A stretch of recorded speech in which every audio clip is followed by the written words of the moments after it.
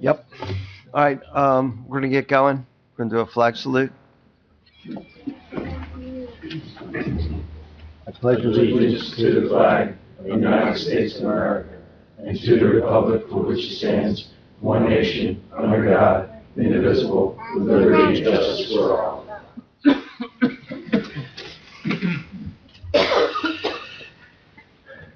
Roll call. Michael Richmond. Here. Michael Richmond. Here. Rich Patterson. Here. John Pitts. Here. Dan Adams. Here. Craig Palmisano.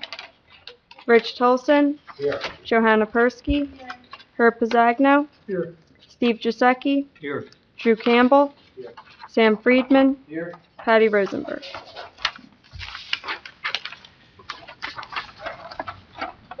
Okay. This meeting is being held in accordance with the New Jersey Open Public Meetings Act. Notice has been advertised in the press and posted in the municipal building and on the city's website. Applicants are advised that if your application is approved this evening, please come forward at the conclusion of your case and approach the Board Administrator Palma to sign a form outlining the process for obtaining any required building permits and/or mercantile licenses. Members of the public wishing to speak during any case must wait for the chairman to open the floor for public comment. All speakers will be sworn in by the board solicitor and must state their name and address for the record. Okay, and then, I hear a motion to approve the minutes of the meeting of January 8th, 2026. I'll make that motion. Second? Second. All in favor? Aye. Approval of decisions and resolutions. Number 3, 2026, election of chairperson and vice chairperson for the planning board of the city of Margate for the calendar year 2026. Do I hear a motion? Motion. Second? Second. All in favor? Aye. Number 4, 2026, appointment of the administrator and professionals for the planning board of the city of Margate for the calendar year 2026. Do I hear a motion? Moved. Second? Second. All in favor? Aye. Number 5, appointment, number 5, 2026, appointment of minor subdivision committee, site plan subcommittee, ordinance review subcommittee, and the master plan subcommittee for the planning board of the city of Margate for the calendar year of 2026. Do I hear a motion? Second. All in favor? Aye. All righty. Our first case is V2 Properties Entity 7 LLC, 206 North Madison Avenue, Block 430, Lot 504, Zone WSD. Request use variance, D variance relief to allow construction of a two-family dwelling. Status current on taxes, water and sewer. Proof of notice provided. Attorney Avery S. Is it Tyler? Tytler. Thank you, sir. For the record, Avery Tytler here on behalf of the applicant. As you mentioned, it's the application of V2 Properties Entity 7. That entity is the owner of the property at 206 North Madison Avenue. It's known as Lot 504 and Block 430. Property is an oversized interior lot. It measures 50 feet by 125 feet. It's located in the WSD zone. The applicant's here tonight seeking a use variance to construct a new two-family residential dwelling on the property. Avery, I don't want to interrupt you, but since it's a D variance, the mayor's designee is going to recuse himself. I just want to put that on the record. He'll sit in the first row. Are you okay? Dan, you're right. Step first row, okay, for this one. Dan's okay. The class 3 member's not here. Dan is a class 2 member. You're okay. I didn't mean to kill your train of thought. So That's all right. Appreciate it, Leo. As I was saying, the applicant's here tonight for use variance and use variance only. The relief sought for a rooftop deck has been eliminated, as is the roof pitch variance. So this is a straight use variance application. As I mentioned before, use variance is required because in this zone, even though residential uses are permitted, as you know, they must be above a commercial use. Your solicitor will advise you that the standard for determining whether a use variance is appropriate is whether the use would serve the general welfare because the site's particularly suited for the proposed use, which would be the positive criteria, and whether the variance can be granted without substantial detriment to the public good, and without substantially impairing the intent and purpose of the zone plan or zoning ordinance, which is the negative criteria. The testimony and evidence that we're about to present tonight will show that a majority of the block consists of primarily residential uses. If approved, the resulting residential use will be in conformity and continuity with the residential nature of the block and the area. The proposed building will provide a significant aesthetic improvement to the neighborhood and promote the general welfare by providing a new two-family dwelling on the property, which already contains two residential principal structures on the lot. Our application will provide a level of uniformity and maintain the character of the neighborhood. As a result, testimony and evidence will indicate that the property is particularly suited for the proposed use. The negative criteria will indicate that there is no substantial detriment to the public good and many benefits that will be presented, and granting the variance will not impair the intent and purpose of the zone plan and zoning ordinance in light of the fact that residential uses are permitted in this zone. I understand Mr. McLaren wants to go through his report, and then I will have Mr. Bechtold provide some testimony. Is that okay, Mr. Chairman? Yes. Okay. Sure. I'll get Mr. McLaren sworn in. Mr. McLaren, do you swear or affirm the testimony you'll give throughout this evening will be the truth? I do. Okay, thanks. Thank you, Board Chairman and Board members. The report is based on the application that Mr. Putnam just introduced to the Board. And again, my discussion with the architect this morning was they are removing the rooftop deck, and which would create eliminate the minimum roof pitch variance. So the only variance that they need is a D variance for conditional use, where the condition is that residential use must be above commercial use in this particular zone.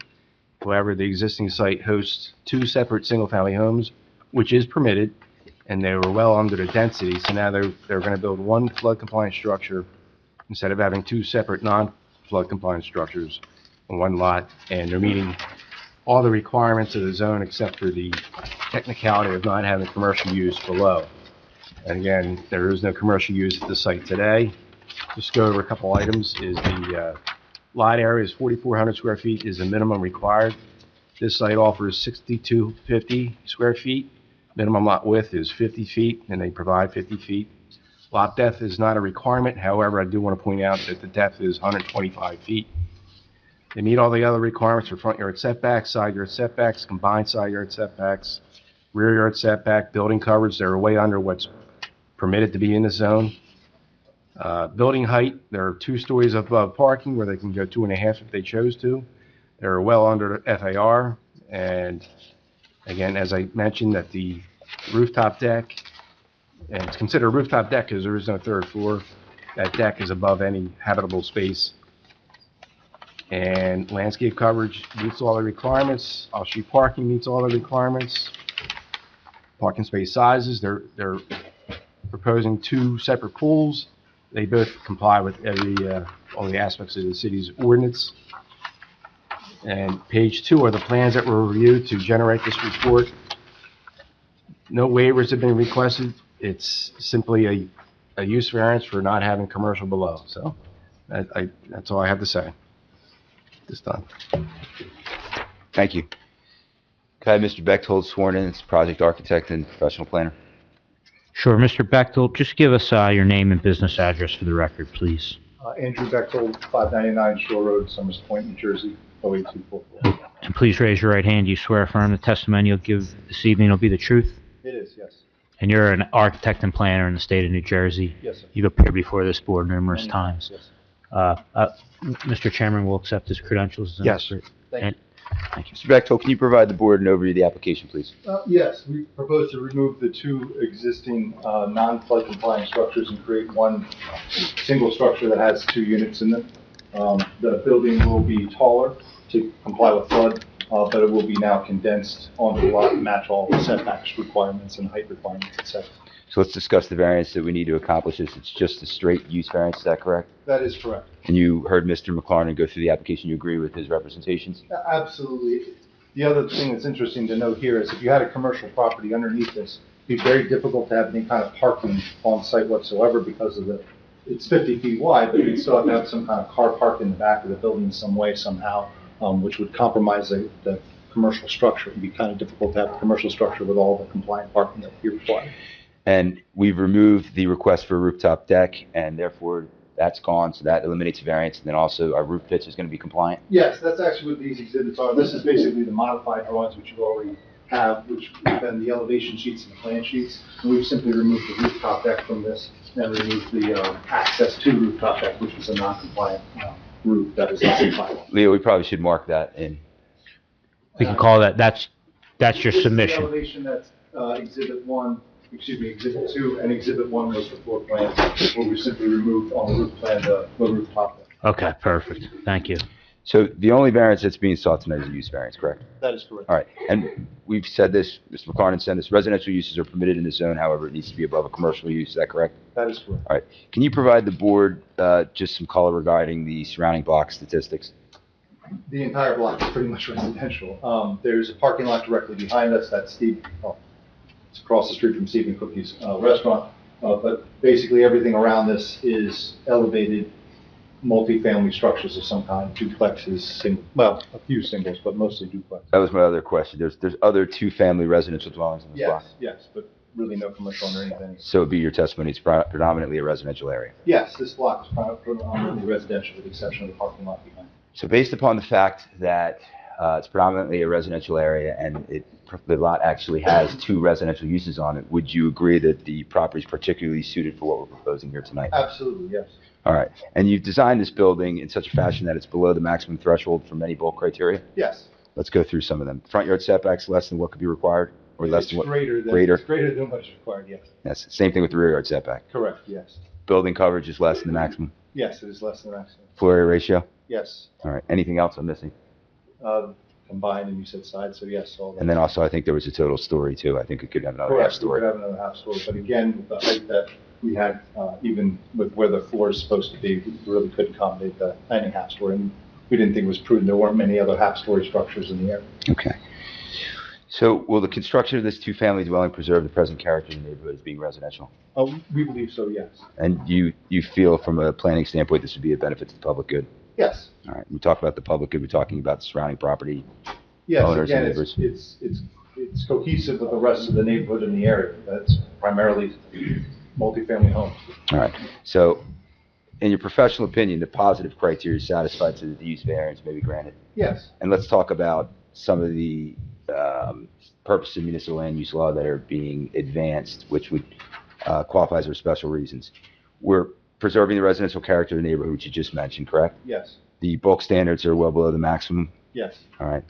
You're removing two non-conforming structures on the property that are non-conforming for bulk criteria, is that correct? All criteria and flood criteria, which is important. And non-conforming use, having 2 principal structures on one lot. Again, as McLaren said, you could kind of have that. So again, we're certainly removing the 2 that were on there, which I'm sure would cause some logistical issues as far as like who owns what and how it's owned. And the aesthetics, it's a much better aesthetically Yes. looking. Again, we believe that we've improved the desirable visual environment and also getting out of flood, I think is very important. Okay. Can you think of a substantial detriment to the public good by granting the application? No, again, this is primarily 2-family homes in this block. There's really no commercial corridor in this area. That goes to my next question, as far as will there be a substantial impairment to the intent and purpose of the zone plan and zoning ordinance? And, I see none. Again, this area is primarily residential. and residential uses are permitted in this zone, which even in further advances your answer. Would that be correct? Yes. Those are all the questions I have for Mr. Bechtold. The applicant rests for the moment. Do want to add a couple things, couple comments to that. In the WSD, as in the CBD and C1 and C2, if you're going to have the residential element to it, single-family homes, you have to abide by the multifamily standards, which they do. And actually, the zoning border is on the south side of that property. So that's why it reflects mainly multifamily in that area, because it is. You step over 5 feet, you're in a multifamily zone. So I just want to point out that the criteria used was the MF zone criteria, and that was required, and that's what they did. So. Okay. Great. All right, anybody from the board? Questions or comments? Yeah, I have a question. I've looked over your prints. What kind of storage space do you have for things like bicycles, surfboards, beach chairs? The garage is actually wider than the parking spaces, so we'll have room along the side of the garage. But also, especially when you see around the elevator, the right-hand side, the west side of the garage. And then actually the east side of the garage, again, you have the wider section on the side, along the sides of the garage. Remember, nobody's really driving a 9x18 car, so you're gonna have a lot of space within these vehicles, and they're incredibly long spaces. Unless you're driving an extended cab pickup truck, you're pretty much gonna have lots and lots of room inside. Well, that's a concern because, a lot of times people are not using their garages for cars here, have to store all their stuff in it. Understood. But again, there's a significant width in these garages. The garages are approximately 16 feet wide, and the car's only 9 feet, so you're gonna have 7 feet of space on either side. Really helpful. Well, on either side. In total, we have 7. Supposed to be good at math, Andrew.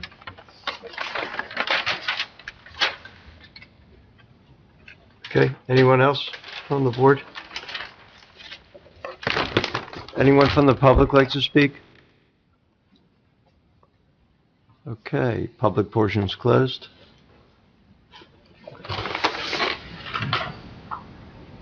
You have anything?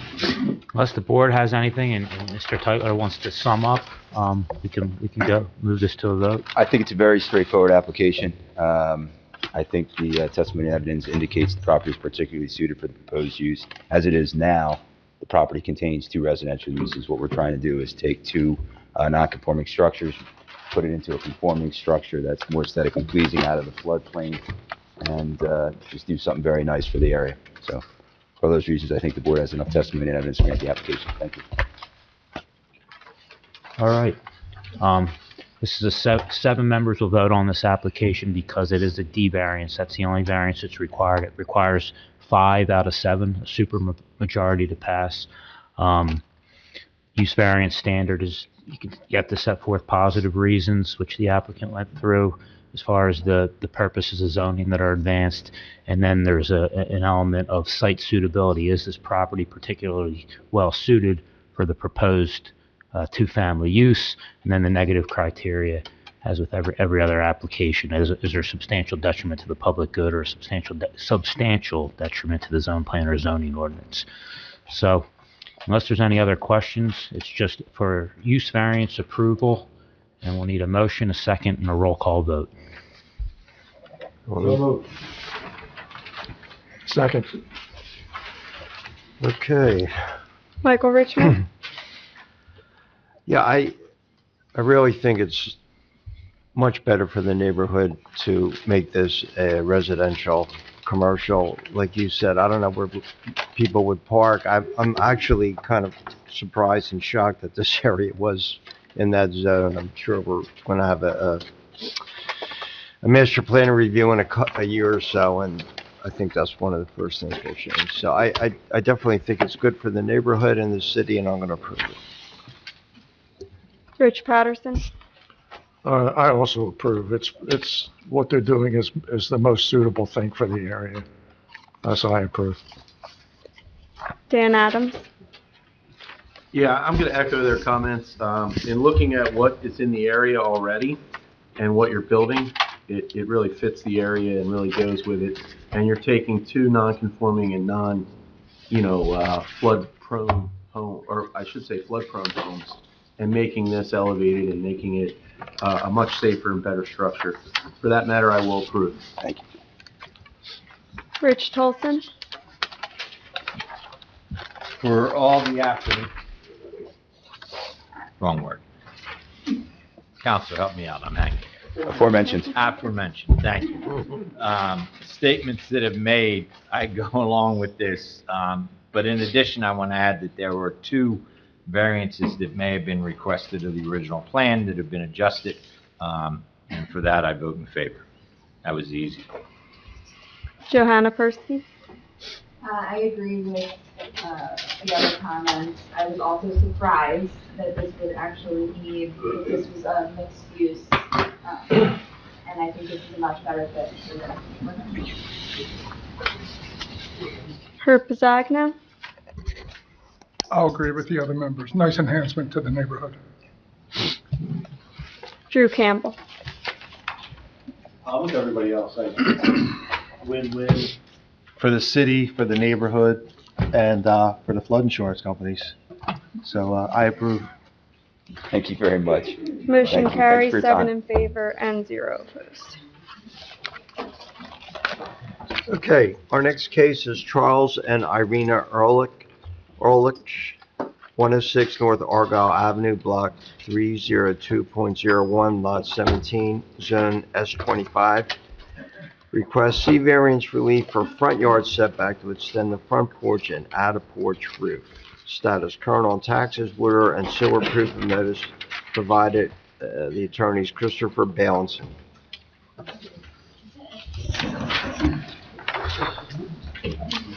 I'm gonna go first. I'll let them get settled in right now. Okay. Okay. Thank you, Board Chairman, Board members. This is a report based on the application of Charles and Irina Ehrlich at 106 North Argyle Avenue, Block 302.01, Lot 17, located in S25 zoning district. Seeking C variances, planning and zoning report. This is not a hardship variance, but it's a substantial benefit variance. So they have an existing front porch with an awning. They basically want to replace the canvas awning with a hard roof. So this generates two variances. You go on page 2 on my report, highlighted are the 2 variances. And on page 3, the variances listed are incorrect. That's when I must have gotten 3 phone calls, but front yard setback to the porch roof, whereas the minimum required front yard setback is 10 feet, 1 foot exists, and 0 feet is proposed. Also, in tangent with that is the side yard setback to the porch on the right side. 8 feet is required, 4.3 feet exists, and 4.3 feet is proposed. They are the 2 variances. Again, it's an existing non-conforming lot, typical with older homes, especially in this area, where the lot coverage is way over, the building coverage is way over. It's a lot of house in a small lot, but that's not why they're here. They're here for the front yard porch and the roof. So that concludes my report at this time. Thank you, Mr. Chairman, members of the board. My name is Chris Balanson. I represent Irma Ehrlich and your husband Charles. With respect to their property, 106 North Argyle Avenue, it's a nice little Cape Cod, 1.5 story.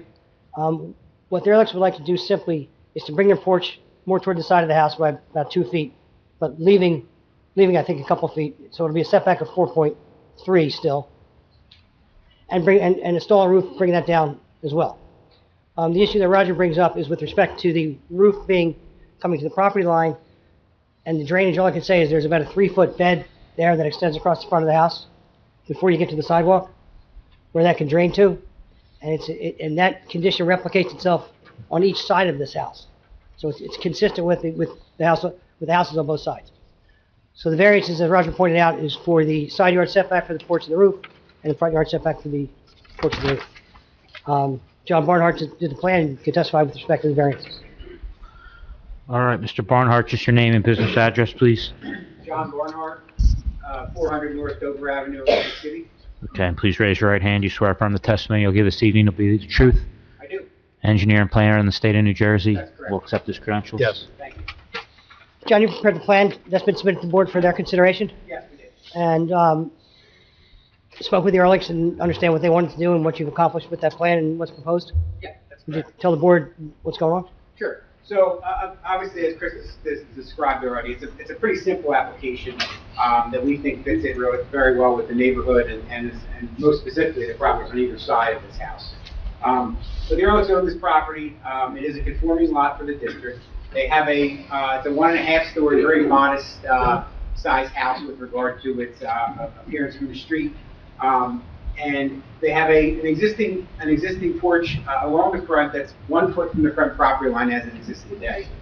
And it has an awning, a retractable canopy that goes over top of that existing porch.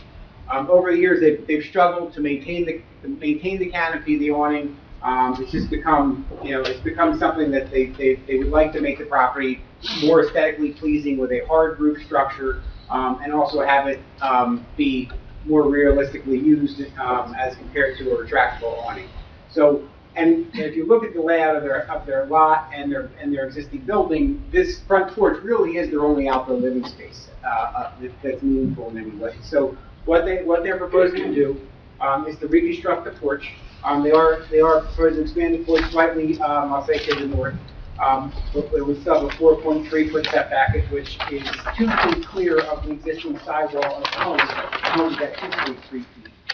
And then the hard roof structure would cover that porch. And we did a schematic, you can see here, that would come off of the existing roof and cover that porch area, and just have a slight 12-inch overhang just from an aesthetic perspective as compared to where the columns for the porch would sit.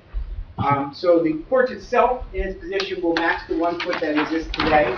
The overhang would project another 12 inches, so it would be at the property line. And John, we've talked about the fact that there's a 1 foot setback from the porch, pulling it back, but when you factor in the columns at the edge of the porch, if you cut the roof off right there, aesthetically, that would You look... could cut the roof off right there, but aesthetically, I think it would look odd. You have to move the columns back, and you'd be reducing the depth of the porch, and as I said, it's really the only meaningful exterior living space that they have. From a functional purpose and a usability point, that's better design.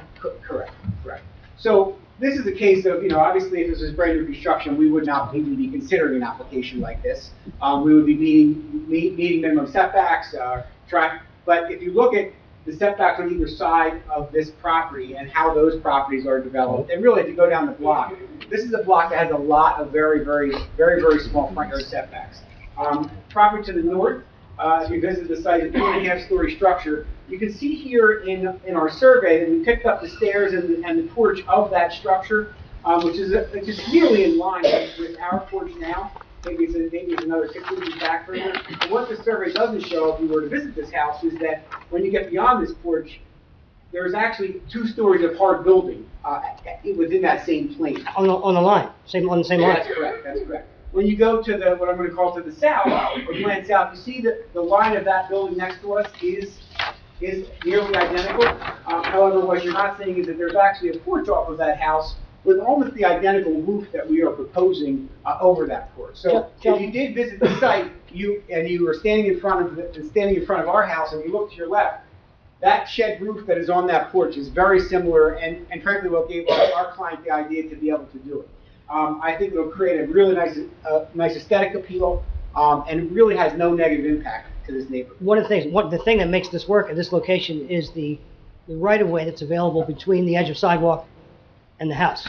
Yeah, so the way this site exists, as Chris already mentioned, there's about a 3-foot landscape area in front of the porch. So although if you went there today, you didn't see it because of the snow, but there's actually a perceived area of land between the back of sidewalk and the front of the porch that looks like it's part of the lot. But it's not perceived, it is land, it's there. Right. Correct. So, and as Chris mentioned, although we are requesting to go to the property line with the roof overhang, the plan would be to have downspouts at the corners of the new roof that would basically go right down to that landscape area and would actually help support the landscaping because it's a small area, but it would direct rainwater into that area to help support the landscape. And that's the only landscaping that serves the property, so to speak. It does, that's correct. With respect to the variance and justification under the positive criteria in the Land Use Act, you think that the plan addresses any of those purposes? Yeah, so I think that this application creates a more aesthetic or positive visual environment by being creative with what they have to work with. There's not a lot of opportunity to make a lot of changes on this property because of how the house sits. There's not a lot of space on this lot. But it will create an aesthetic that really goes with the neighborhood and then obviously serves a function for our client. Do you think the variance can be granted without substantial detriment to public good and without substantially impairing the intent and purpose of the zone plan, or zoning ordinance? Yes, with regard to the zone plan zoning ordinance, as I mentioned, if this was new construction, we certainly wouldn't be looking at an application like this, but keeping it a modestly sized home on this block, trying to make it better, trying to make it nicer, trying to make it useful for the people that live within it, and doing it in a manner that matches or very nearly matches what our neighbors have on either side. And if you go down the block further, as I mentioned in the beginning of my testimony, there's many homes that are very close to the property line on Long Island Avenue. So this is very consistent with the development pattern So for those reasons, we do not believe there is a substantial detriment to the public good, nor is there a substantial detriment to the zone. What's the length of the porch extension? Just a couple feet? It's about, yeah, about 3 feet maybe. That's all I have, John. Thank you. That's all I have. Thank you. Okay, anyone from the board? Nope. Anyone from the public?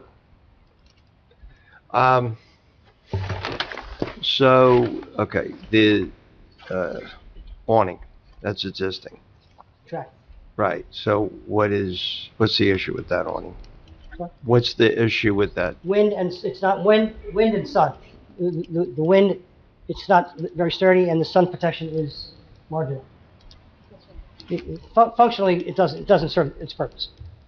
Okay. So I don't see any type of, I guess you can pick it up from the, I didn't see a front elevation of what the, roof's gonna look like, is there? Exactly like next door. Huh? Exactly like next door. I have a picture of it. The same roof as next door. So they have that next door? Exact same thing. Okay. Yeah, 104, that's the same exact. Do they? Yep. Okay. 'Cause I saw the house on the north side where the steps stick out and all that stuff. That's it. Okay, all right. I don't have anything else. Okay. All right, if there's no other questions, this is a C variance application. I think we opened and closed, right? It's a C variance application. There's two variances. It's the front yard setback to the porch, which is now going to be covered. Comes to the property line, 0 feet where 10 feet's required, and then the side yard setback to the porch, to the porch edge or roof on the right side, 8 feet's required and 4.3 feet is proposed. In terms of conditions, just our normal standard ones. Anything in Mr. McLaren's report, any representations the applicant will comply with, subject to any outside approvals, just the standard ones. I'll make that motion. Second? Okay. Mike Richmond. Actually, seeing the picture of the next door neighbor's roof, I think that I don't see any. I think would look better than doing the retractable awning or even a canvas awning. It's not a big house. They don't have like a lot of outdoor living space. It's not, like Roger said, it's not their fault that the house was built in 1942 and, they did things differently then. So I don't see an issue with it. I'm going to approve it. Rich Patterson. Yeah, I was concerned about going to the property line and being on the public right of way until I went and visited the site today and saw if there's any runoff, it's dripping right into the bushes, which is a good thing. So I don't see any detriment. I think it's an improvement to the neighborhood. I approve. Dan Adams. Yeah, my only first part when it said that it was getting extended, but it's only going 3 feet and it's on that side and it doesn't go beyond the house and still gives plenty of area. I agree. Looking at the structure next door and looking at this, it'll be an improvement to the home.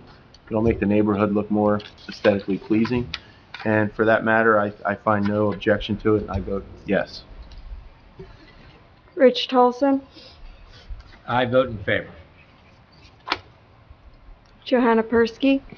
I think it's an enhancement to the house, and it's a very nice street, and I think it will definitely continue to add to the character as well.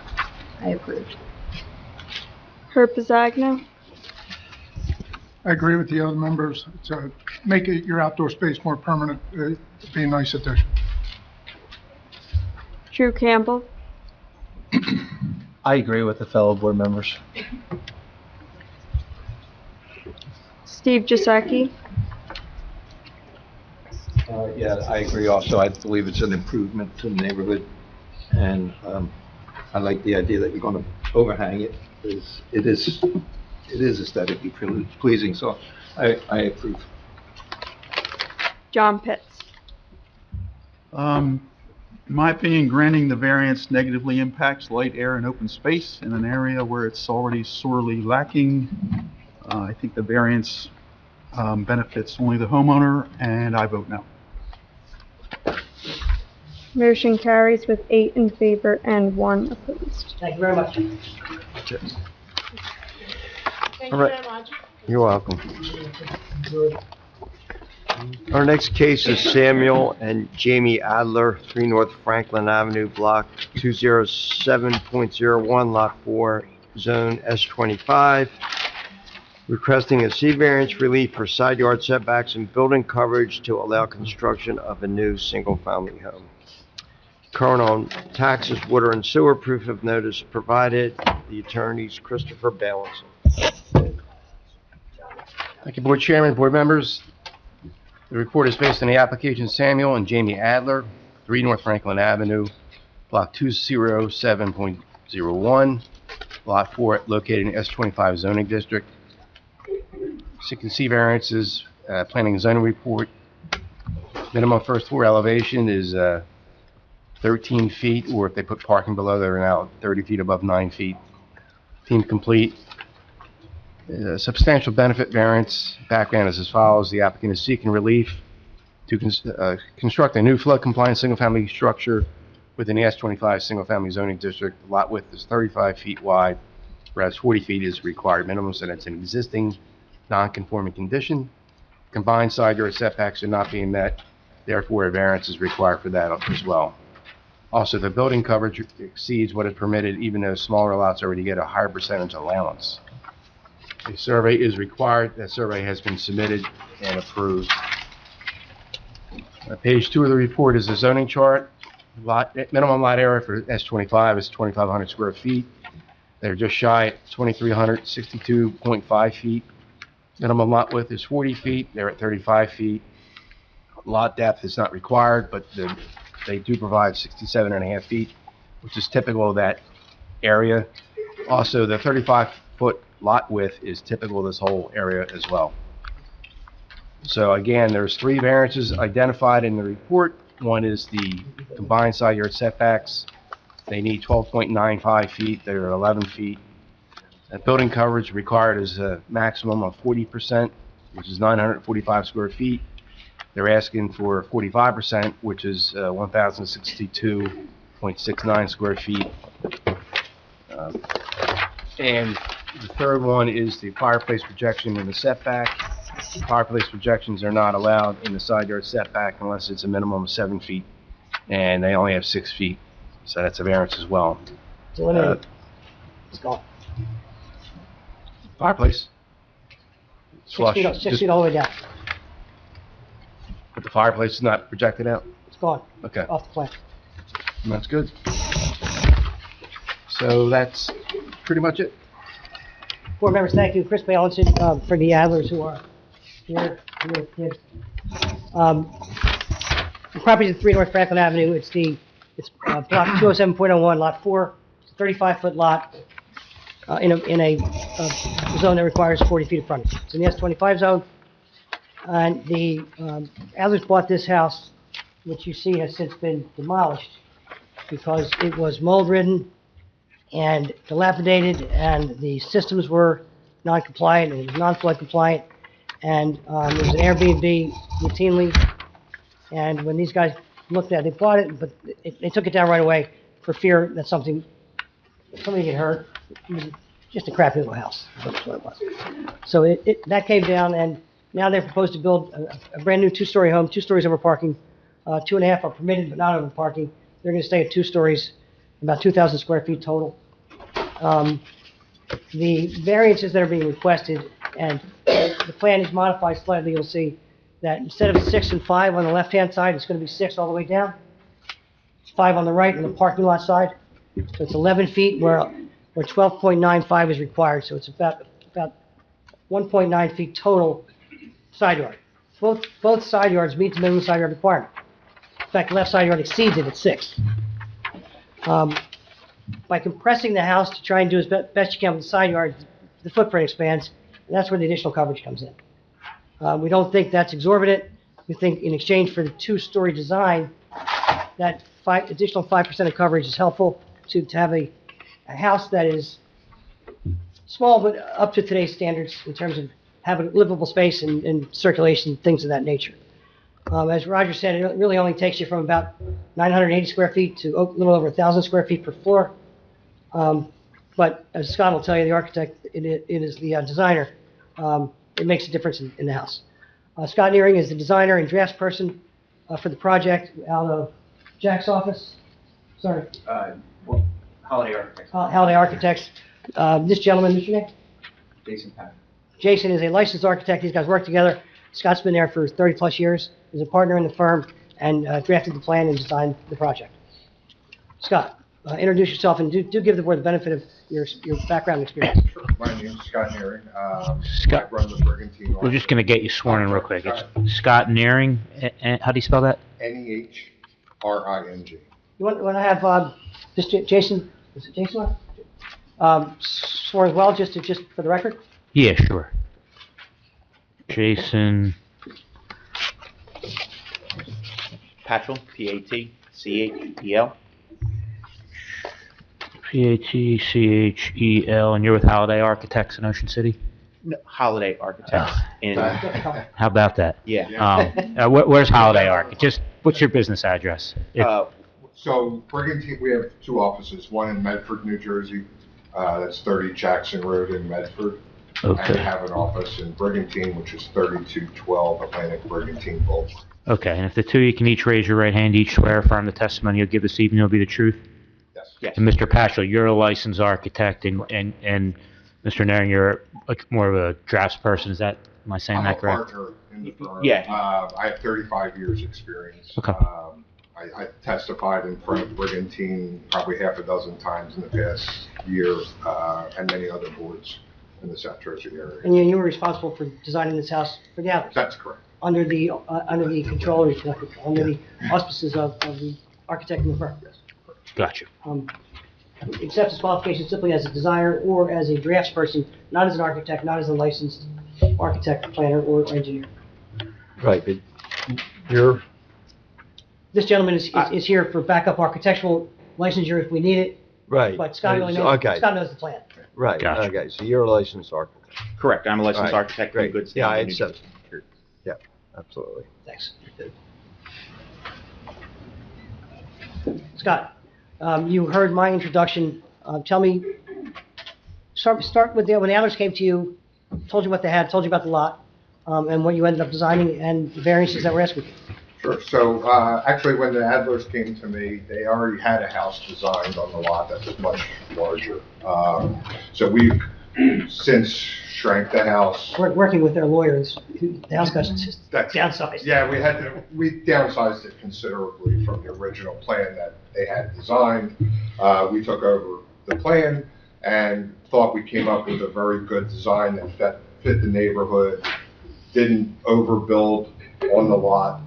What is the design from? So the design is, well, if you don't mind. Oh, no, please. Well, I'll go into the new house. So the new house is about 2,072 square feet.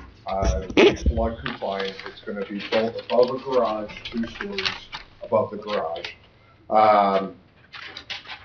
Right now, the house is 24 foot wide. We are going to eliminate the fireplace, so that alleviates the one variance that we're requesting. So we On the will, plan, it looks as that the house actually bumps out to a 5-foot setback for a portion of that left side. That comes off. just at the fireplace. Understood. Yes. But that comes off, and that wall, the left wall all the way down is going to be a 6-foot setback. Yeah, for the majority of it. So the house itself does jog in the back of the house. So the 6-foot setback is probably for the first, let's say, half of the house, and then it jogs back another 8 inches after that towards the rear. Jogs back out or in? Out. Well, no, Or in farther, in so further. it's gonna give us 6 foot each 6 foot ahead. at the back of the house. I was going to say we're going to change that. But yes, That's great. the fireplace is eliminated. The house itself is 2,072 square feet. It's 4 bedrooms, 3 baths. The max building height is only 27.08 feet, we're below the requirement by about 3 feet. It's over your first floor, right? I'm sorry? Over your first floor, 27 feet over your first floor? That's correct, yes. So we're 30 foot's allowed, so we are not maximizing the building height. Again, the left side of the house will have a minimum of 6 feet for the entire length. On the right side, which is the parking lot side, we will have 5 feet. So it gives us a total of side yard of 11 feet, where 12.95 is required. Front yard, just to correct, the front yard setback is 15 foot prevailing. We're providing 15 feet and then 18.5 feet at the parking spot. The existing house did not have the parking as per RSIS. Didn't have any parking, did it? It did have a driveway, but it was 7.5 feet. Had no wide. parking? Right. So now we're going to have a space in the front, a space in the garage, which will be an oversized 1-car garage, not a full 2-car garage. And that setback on the left side, that improves from about, what was it, about 2.5 feet down to 6 feet? Yeah, so on the original house, before it was torn down, it was 2.8 feet off of that side of the house. So now we will have a minimum of 6 feet along that side of the house. On the other side of the house, it was 7.93, so we'll be a little bit closer to the parking lot side on that side. But conforming to the minimum standard? Correct, we do meet the minimum standards. So our coverage is about 5% over. Why is that, and why do you think that's necessary? So typically, and I think the intent of the ordinance with a 40-foot lot that's required in that zone, you could build a 25-foot house that gives you... 25 foot wide. 25-foot wide house, correct. And that gives you enough room for ample, or not ample, but... reasonable. What reasonable, thank you, reasonable size room. Our house is 24 feet wide, so it kind of gives us the minimum when you get 2 bedrooms alongside of each other. You don't want to get too small there. So the request for the larger, or the decrease in the side yard setbacks, and the increase in the building coverage is so that we don't have to go to a 22-foot wide house on a non-conforming lot. Let's talk about that for a second. I think what you're saying is that if we complied with the required setbacks, we'd have a house that's 22 feet wide. That's correct. When the zone allows for a house that's 25 feet wide. Correct. If it were conforming. Correct. We're not asking for the full 25. We're asking for a house of 24 feet wide. In your opinion, from a design standpoint, that's a reasonable request and a reasonably wide house under today's housing standards. I believe so. So again, if we had to go to a 22-foot house, it's not really livable when you look at bedroom sizes less than, they're going to be about 10 and a half feet wide. So it's more of a livability issue. So I think this new house, even though it does have less of a side yard, does meet the intent. How big are the bedrooms?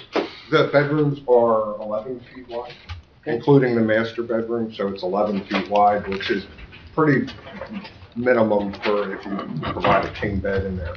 Well, when you have to compress the footprint from the width side, it tends to get longer, and that's where your coverage gets picked up? That's additional coverage? Yes.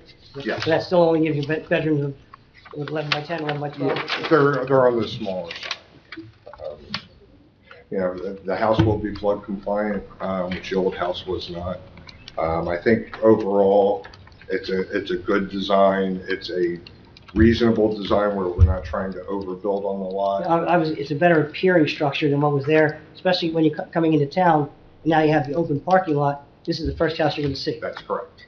And there's a very similar house across the street that seems newer. It's a full 2.5 story. It's not over a garage. They are building on the other corner. It looks like 2 stories over retail. So I think as far as height goes, I think we meld within the neighborhood well. And you're aware that we have spoken to the neighbor. We have spoken to the neighbor on the left. She has no problem with the fact that her setback on that side is going from 2.5 feet to 6 feet. But she didn't have an objection. And do you think there's any detriment from a design standpoint to the neighborhood? I don't believe so. How about to the zoning ordinance, the zone plan, in light of the fact it's a 35-foot wide lot? Again, I think we meet the intent. We have the minimum side yards. We don't meet the combined total, but I believe we meet the intent. And the front yard setback, that's 15 feet to principal structure? That's correct. That's fairly significant. Front front yard? Yes, where the old house was even closer.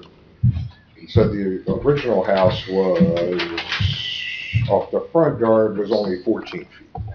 And plus then the porch. So I believe we're setting it back a little farther, or to conform with the lot standards.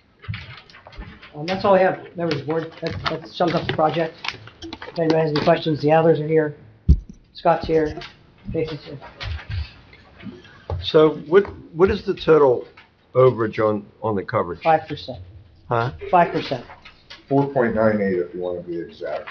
It's Now, what is the square footage? the square. 2,140. Right. So, and what So is the overage is about 110 square feet. 110 square? Yeah, 112. Okay. Roger, how much extra coverage do they have because it's a smaller lot? 5% already? It's S25, right? Well, yeah, it's based on lots that are less than 3,000 square feet, you get 40%. Right. If they're greater than 3,000, it's a sliding scale. So if 5,000 square foot lot, you get 30%. Understood. So 40% is the max. You get 45% in an MF zone. So yeah, you're about 117 square feet over what you're allowed to do. And if you met this combined side yard setbacks, you'd be almost there. If what, Roger, I'm sorry? If you met the combined side yard setbacks, you'd be almost at the 40%. If we shorten the house up, we'd probably make coverage comply as well. Right. But then you meet the combined side yard setbacks. Yeah, 22-foot wide house, And it the house is only doesn't- 22 feet wide, right? Doesn't work. I could shorten the house up. You know, we hear these arguments on 25-foot lots. I'm just surprised to hear these arguments on a 35-foot lot. You know, we want the smaller lots to have smaller houses. and- Understood. I just said I can shorten the house up and make coverage comply. From front to back, compress it. And I'm only asking for the setback variances in light of, I have no problem with it. so that's a condition of the approval. We will truncate, we'll make the house shorter. And make coverage comply.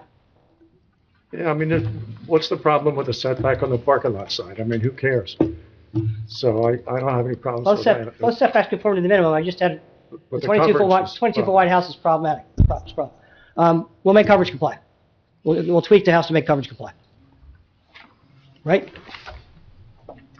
Yes. That's all I have. What's a retreat room? Basically a secondary living area, TV area. Because this looks like it could be a fifth bedroom. It does not have a door or a closet on it. You It's can always open. put one in. Well, you can always do a lot of things, but it's meant to be a secondary living space for the kids. Yeah. Okay. Anybody else on the board? Steve, if you're really concerned about that, you can make the master bedroom bigger, but you're allowed to have it become an all-purpose room, especially with kids. Yeah, and I understand. It could be, I mean, it could be a modified, sure, but Just trying to avoid a problem where somebody might want to, you're in a house where there was no parking before, and now at least you have compliant parking. that's what I'm saying. I mean, I thought the same thing about the retreat room, which is a new one, but I also agree that, especially with kids, you know, Could be an office, and could be it's a a playroom, small could be a house, gym. it's not like, you know, So I have a little. personally, I don't have a problem with keeping it a retreat room. So I have a question. These young adults over here, I mean, would that be their room? The playroom? Past that time, I'm sorry. I think it's more intended to be kind of that TV playroom. My wife works from home as Come on, well. Tim. Right. Could be an office. Let me introduce Sam Adler. All right, Mr. Adler, just state your name for the record, Sure, please. Samuel Adler. Okay. And you're the owner of the property, obviously? Correct, Okay, yes. Please raise your right hand. You swear affirm the testimony you're about to give will be the truth? I do. Okay, thanks. Sam, Mr. Giuseppe asked a question about the retreat room. What was that? You didn't come up with that name. Yeah, so I didn't come up with that name for two reasons. One, A giraffe's may came up. my wife works from home. The second is for my kids. My son's autistic, so we need space to spin on things, get sensory input, things like that. So that's part of the deal there. Tell us about that house that existed before, when you bought it, what it was like, and Yeah. why it came down so quickly. We took one step in, a lot of issues there. Was an Airbnb previously, some old issues. I just felt it was going to be a hazard to leave it there as is. We were planning on building, so I decided to have it come down so it wasn't an issue going forward. And you've had 2 architects on this job? Yeah, we've had So you struggle with getting the house? some hiccups going forward. My builder initially had someone else that I just wasn't giving us, plans that I think would be presentable to you guys. And so we went through a couple rounds of plans, and it was a really frustrating ordeal. I basically then was introduced to Scott, and we moved on from there. Came a little bit closer to reality. Yes, yeah, Thank you yeah, very much. so, yep. I hope that addresses the questions. Yeah. I'm assuming this is your primary residence. So this will be a secondary. We live in Red Bank up North Jersey, or Central Your Jersey. microphone, I'm sorry. Oh, I'm sorry. Oh, And yeah, sorry. The question was, this will be a primary. So this will be secondary residence for us, yeah. Like I said, I live up in Red Bank, but we spend quite a bit of time back and forth here. So, thanks. Thank you. So we will modify the plan to make coverage compliant. Perfect. And just ask for the setbacks. Great. Anybody else? No. Anybody from the public? Public portion's closed. Okay, it's a C variance application, based on the testimony. The fireplace variance and the coverage variance are gonna go away. I'll make those conditions of approval, as well as all standard, conditions. Anything in Mr. McLaren's report, any representations made during the course of the hearing, subject to outside approvals. But it's down to just the one variance, which is for the combined side yard setbacks. They have a combined, they meet the minimum of 5 on each side, but the combined requirement's 12.95, and they are at 11. So that's the one variance. We'll need a motion and a second. I'll make that motion. And just before we vote, I'll include, and I'll note in the, if approved, that the existing non-conforming, the lot area is undersized in the lot width. And that's included in the motion in the second. I'm just making sure you guys turn on your microphones when you vote. Okay. Mike Richmond? Okay, so, the willingness to make the coverage conform is a good thing. Like Mr. Patterson said, who cares about the setback on the parking lot side? It's an improvement for the neighbor on the other side because she's getting more of a setback now. And I don't see any other issues with it. It's a 35-foot lot. So in my mind, that's a little bit of a hardship. So, I'm gonna approve it. Rich Patterson? Yeah, I'd like to thank the applicant for complying with the building coverage. That's a big issue. Other than that, I have no problem with the side yard setbacks. Just like Mike said, it's bigger on one side and the other side doesn't matter. So I think it's a good plan, and congratulations. Dan Adams? Yeah, I agree. I think it's nice that they agreed to keep the conforming size. One of the things, I want to add to is growing up with a family in a 1,300 square foot house until we put an addition on, you need that space for your kids, and you really do. And that retreat room or office or whatever, it's something you need for your family and need growth. The fact that you kept it under the minimum too, as far as the height, you could have gone about a little over 2 feet higher with the property, and I think that's helping the neighbors as well for air and light space. And because of that, I approve. Rich Tolson? The concerns that were identified in the original application have been met. It's an improvement to the neighborhood, and we wish you all the best. Good luck. I approve. Johanna Persky? You're on. I think you've made a lot of concessions to try your best to make this work. It certainly isn't an easy lot to work with, and I I think this house is going to be beautiful, so I approve. Herb Stagno, I agree with the other members that the concessions you made and the modifications you made for the lot, so I approve. Drew Campbell, I agree with my fellow board members, and I appreciate the efforts you made. I know it can be frustrating getting the right plans together and making those concessions, so I do approve as well. Sam Friedman, I also agree with my fellow board members and appreciate the concessions and the good faith effort made to comply with all other aspects. I approve and don't have a problem with setbacks. John Pitts. Yep. Margate ranks among the top municipalities in the state for non-permeable surface. We have to be doing everything we can in Margate to increase permeable surface, at least not make it any worse. So I appreciate the concession on the building coverage. That was going to be my only objection to it. So I approve. Congratulations. Motion carries 9 in favor and 0 opposed. Everybody okay? No, anybody need a break or anything? No? Thank you. Okay. Take care. Good luck. No? Okay.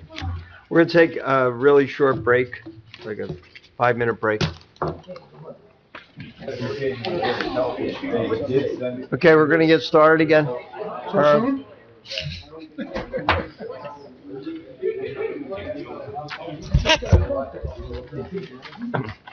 Alrighty, here we go. Our next case is Scott Stock, 9211 Amherst Avenue, Block 526, Lot 1.01, Zone WSD, minor site plan approval and C variance relief to establish and operate a seasonal food stand in the easterly side yard for retail food sales. Current on taxes, water, and sewer, proof of notice provided. Attorney is Christopher Bailson. Thank you, Board Chairman and Board members. The report is based on the application of Scott Stock, 9211 Amherst Avenue, Block 526, Lot 1.01, located in a waterfront special district, otherwise known as WSD. Seeking C variance relief, minor and preliminary final site plan amended, or waiver is requested for the site plan. The background is as follows. The applicant is seeking approval to maintain a permanent temporary structure as an accessory structure to an existing business previously approved. The structure is also between the street and the building, thereby not requiring a CAF or a waterfront development permit. It's actually along the side, and it replaces a canvas-covered Quonset hut or storage facility.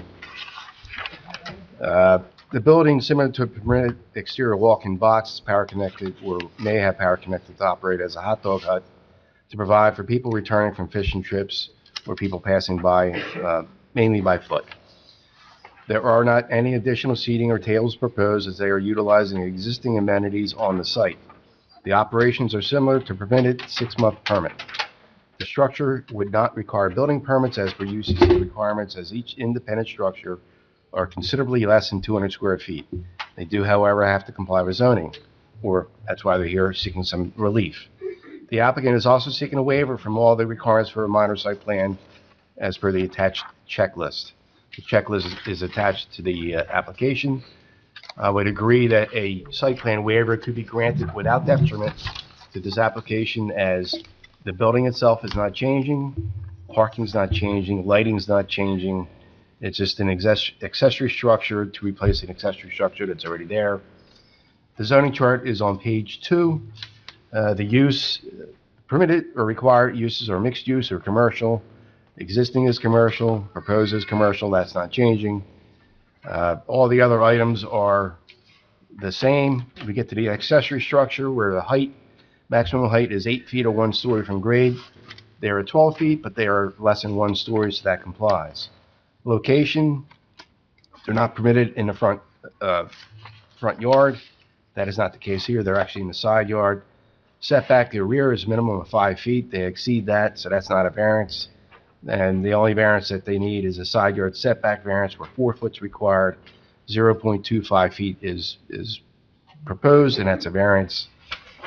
And also, they are located in a drainage easement. However, this is a temporary structure. There's not going to be any foundation, but they will be required to be flood vented and anchored to prevent being flotsam and jetsam during a storm. And the area that they're going to be located will be in a fenced area, so that will help contain any debris during the event of a storm. But again, you'll need a flood permit and a zoning permit, not a construction permit unless you put power or plumbing in there.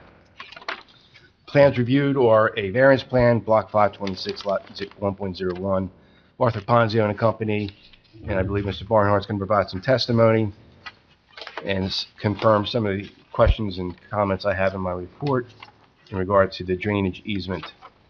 And again, I would recommend a waiver from the minor site plan requirements. We know where the bay is, we know the bulkhead is, that's not changing. Again, Section 175-33C, accessory buildings and structures. 1C, accessory buildings shall be set back a minimum of 5 feet from the rear lot line and 4 feet to a side lot line. There's the variance. And again, the use is a permitted use. Food retail is permitted. I don't see that being an issue. Trash pickup, they have trash facilities on the site already. Mr. Bonner runs a clean ship over there, so I don't expect that to change because of a couple of hot dogs here and there. So, I turn it over. Morning. Board my name is Chris Bayless. I represent Ray Scott Bernard with us tonight. Scott Stock with respect to its application this evening for a new aspect of the business which will serve hot dogs, gourmet, or I don't know what you call it. I don't like the word upscale, but different variety of hot dog recipes. 4 or 5 choices, but that's primarily the food product that they're going to have, along with drinks and chips, things of that nature. And Scott, I'll tell you, it's been a long time coming. He's been looking to do something like that. Number one, to increase revenue. I don't think there's as much money floating through there as people think. It takes a lot of bucktails to make it, sell to make any money. But Scott recently acquired the business. He bought his sister out. His mom passed away. He's now the sole owner, and he really wants to take this into through the rest of his life, operating it. So it's something that Margate has and can cherish. It's the coolest thing, one of the coolest things we have. I mean, Scott's is iconic. It's a cool place. And this adds to it. He tells me that people take their rental boats out, or take their own boats out. They do say, is there anything I can get to eat to take out on the boat with me for the same thing when they come in? And that makes perfect sense for those of us who enjoy that kind of lifestyle.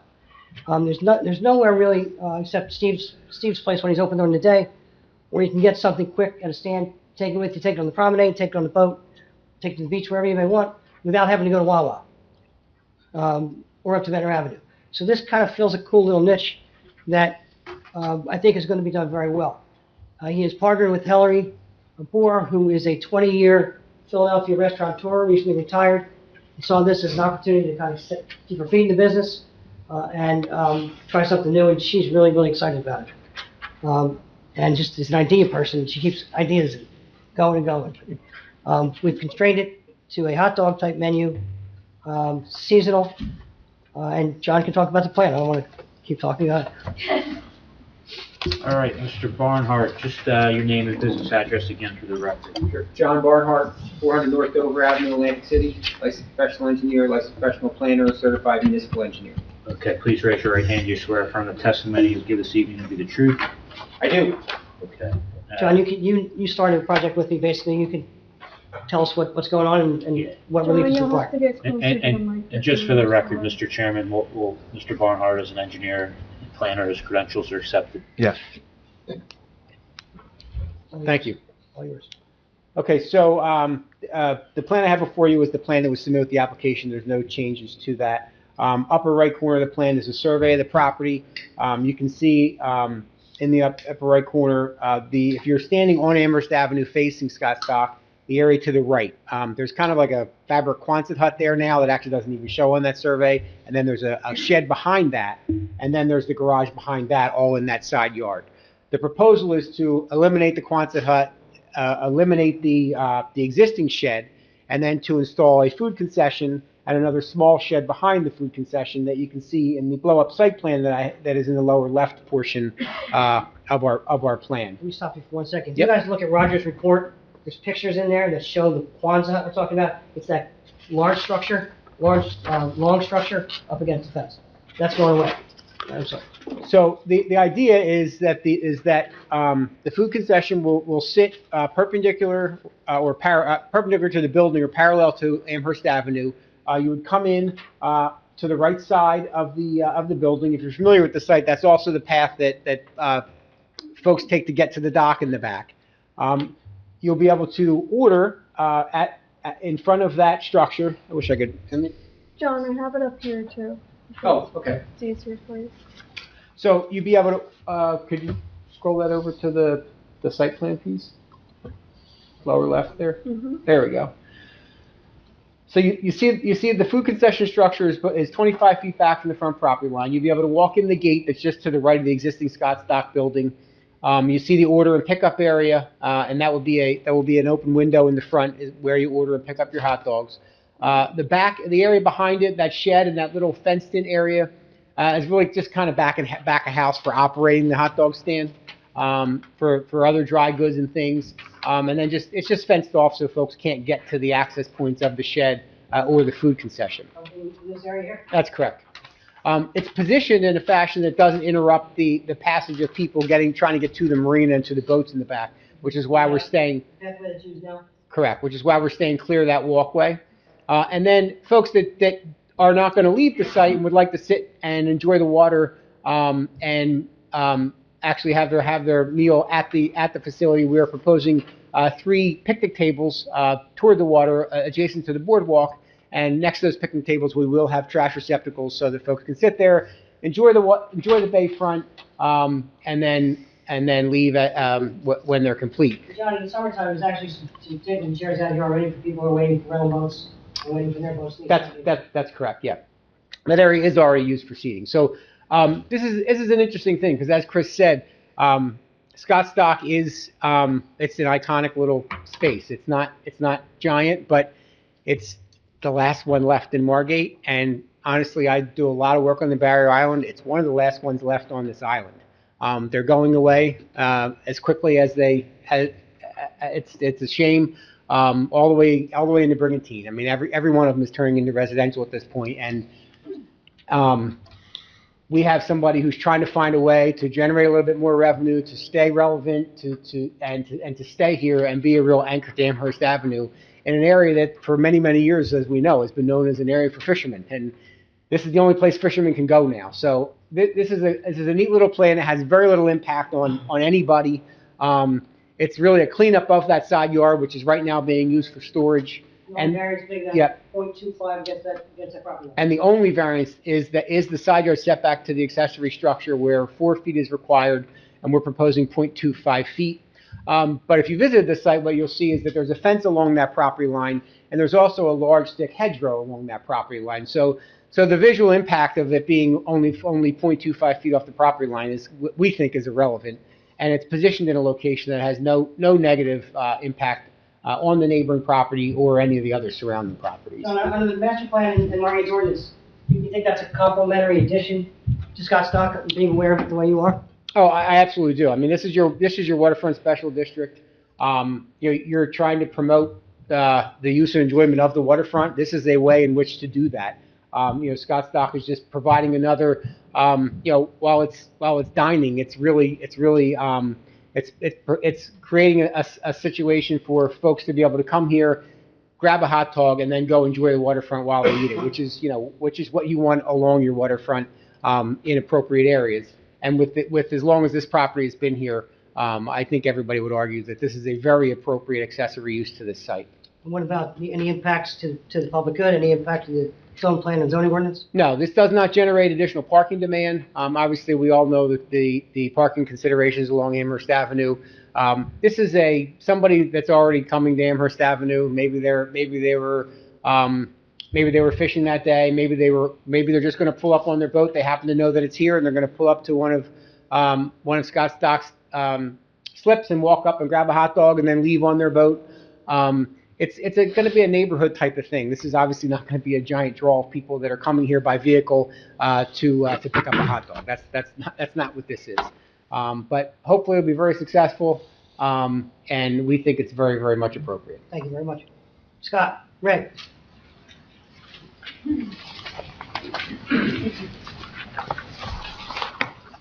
Hello, everyone. Good morning. Ray, just give us your name and address for the record. Ray Scott Bonner, 9211 Amherst Avenue. And please raise your right hand. You swear affirm the testimony you're about to give will be the truth? Yes, Thanks. Scott, you are now the sole owner of the property correct. and operate yourself? Yes. Tell the board what we're doing. My family's been doing business in Margate for 67 years now. I'm doing everything I can to keep the place and improve upon it throughout the rest of my career. And food is a topic that comes up after a day on the water or beforehand regularly, so I believe that this is going to fit right into what we already do here and be a part of the family business and environment that has been there forever. In addition to that, my bedroom window is about 10 feet above where this is going to be taking place, so I do not intend on it to be a disturbance to the neighborhood in any way, shape, or fashion, as that I open my retail store and tackle shop very early in the morning, 7 days a week. So I've spoke with all of my neighbors who are supportive, and I don't believe any are here in You don't see this objection. being like a 2 a.m.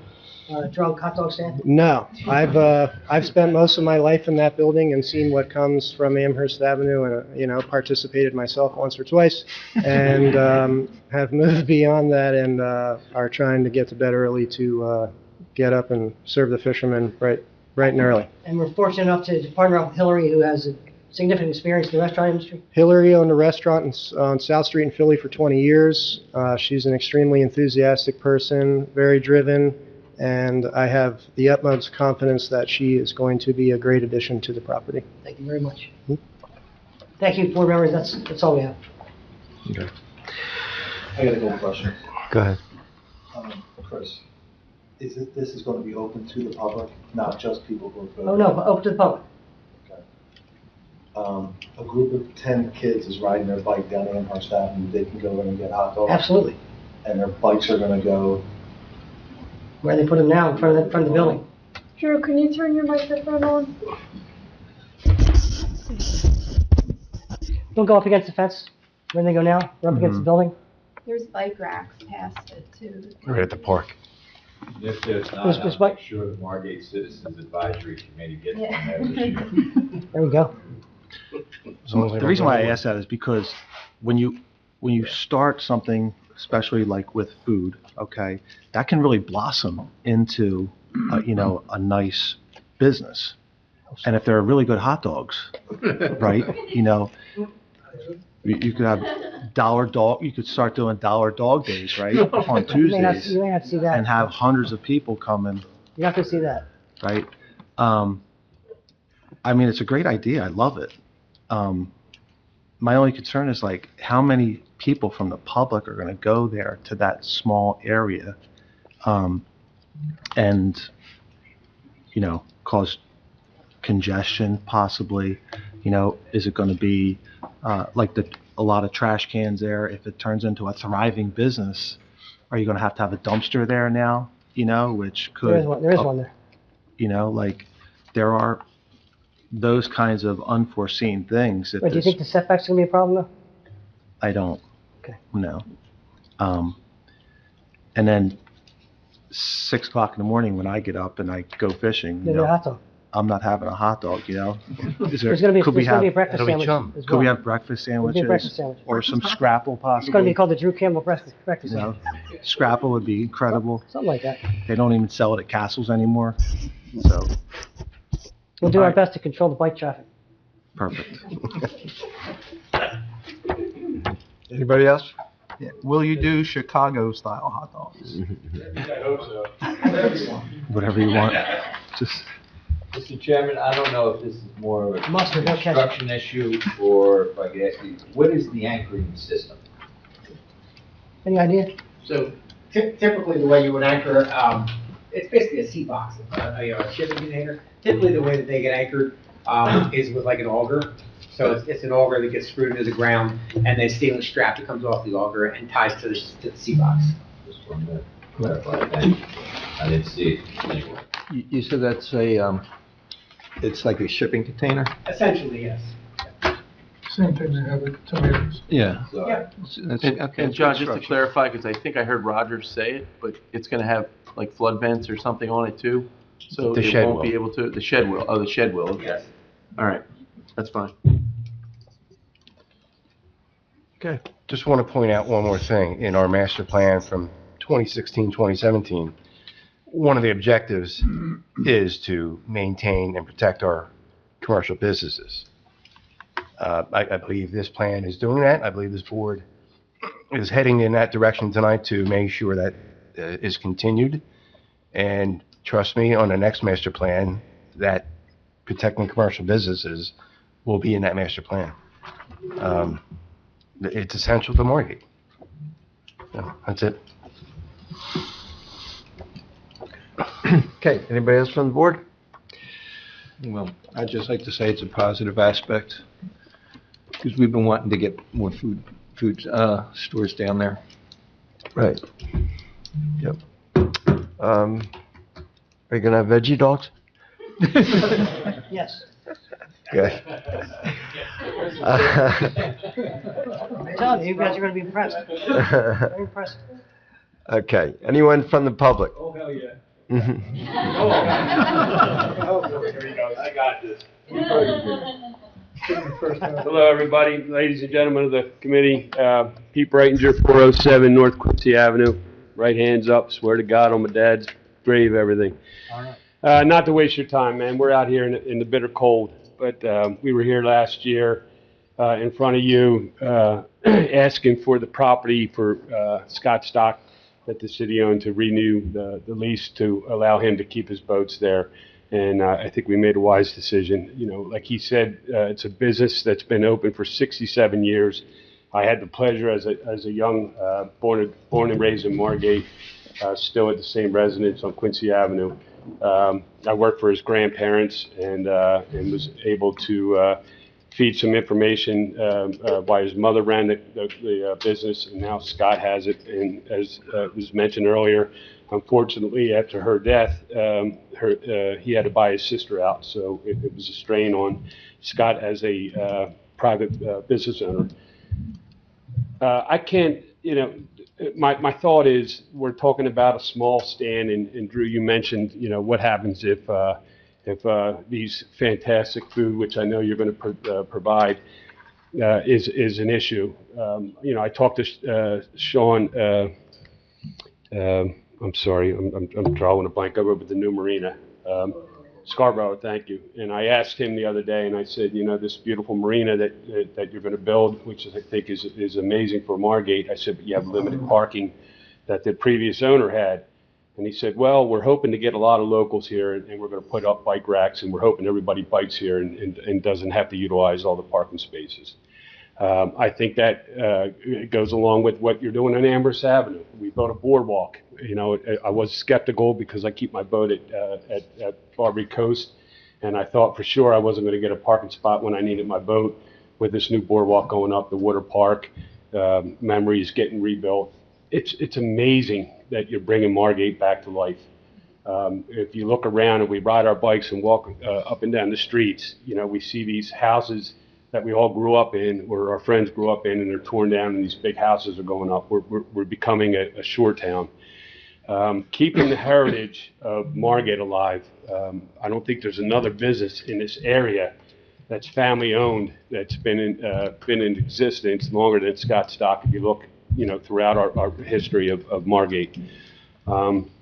I think, you know, with tide lines, it's a great addition. I think Memories, if you're down there at 2 o'clock in the morning going fishing for tuna like I do, and you see 300 kids walking down the street to go from bar to bar, it's not an issue of whether or not we're overcrowding the area. You're giving the business an opportunities to strive. I can tell you for years as a boat owner, you had to go offshore to get tackle or bait and everything. And then Scott came along and he said, what can I do to better my business? Well, you know, you start selling bait, you start selling offshore, you start selling this. And he did it. And, you know, he became a mechanic. He still has a lift that he can work his boats. And when there's problems in the area, he's the first one to dive in and offer his services as a marina or as a mechanic or as an operating engineer. I think it would be an injustice not to give this place the opportunity to thrive, for him to stay in Margate, to raise his family, to keep this family legacy going. Whether he's selling hot dogs or whether he's selling sandwiches, I don't think there's a competition clause with anybody on that street. Steve Marshall has built his empire there with his barbecue and his seafood, and now a donut hut. I think you know, Carmen and like I said, Tide Lines and Maynard's and everybody on that street coexist. I'd love to see the Barbary Coast come back. So honestly, without going on and on, if we have to put a bike rack out there for Scott, for the 10 kids that want to come up and get a hot dog, I think that's an easy fix. But honestly, what better way to keep the heritage of what you're trying to do on Amherst Avenue? Look at all the flags you put up to honor our heroes in Margate, the veterans, and now you're redoing Washington Avenue with the same way. This is just another icing on the cake.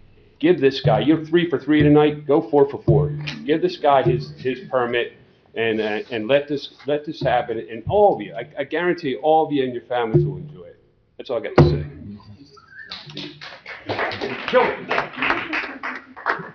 Okay. Anybody else from the public? Public portion's closed. Oh, shoot. All right. Oh. I was gonna stay on the sidelines. Keep it short. Keep it short. Ed Berger, 9402 Amherst Avenue, the president of Margate Business Association. Yes, I am. You swear to tell the truth? Yes, I do. Yes, I do. Just, you know, a quick reminder, and on Pete's heels and everything that was explained already, everybody knows how difficult it is for a business to survive in a seasonal community. And then you take a business like Scott's, where, you know, Scott's the last man standing. I mean, let's face it. I mean, as it comes down to a marina where people can actually go, you have to look at both the business itself and what he's trying to do with it, and then you look at the individual. Scott's the guy who always volunteers to help out the community. Scott's the guy that helps with our fundraiser that we do for our scholarship fund. When it's time for us to do Fun Fest, it's Scott that contributes his property and his area to do the Wetlands Wonderland, so the kids that are coming into the area get better educated and better understand what's going on the other side of the bulkhead. This guy needs to have a firm foothold in his business, or we are going to continue to slip away from what Margate used to be. So for a minor variance and a hot dog trailer, I mean, you know, to me, this is a no-brainer, and I hope all of you guys just approve it and let's go home.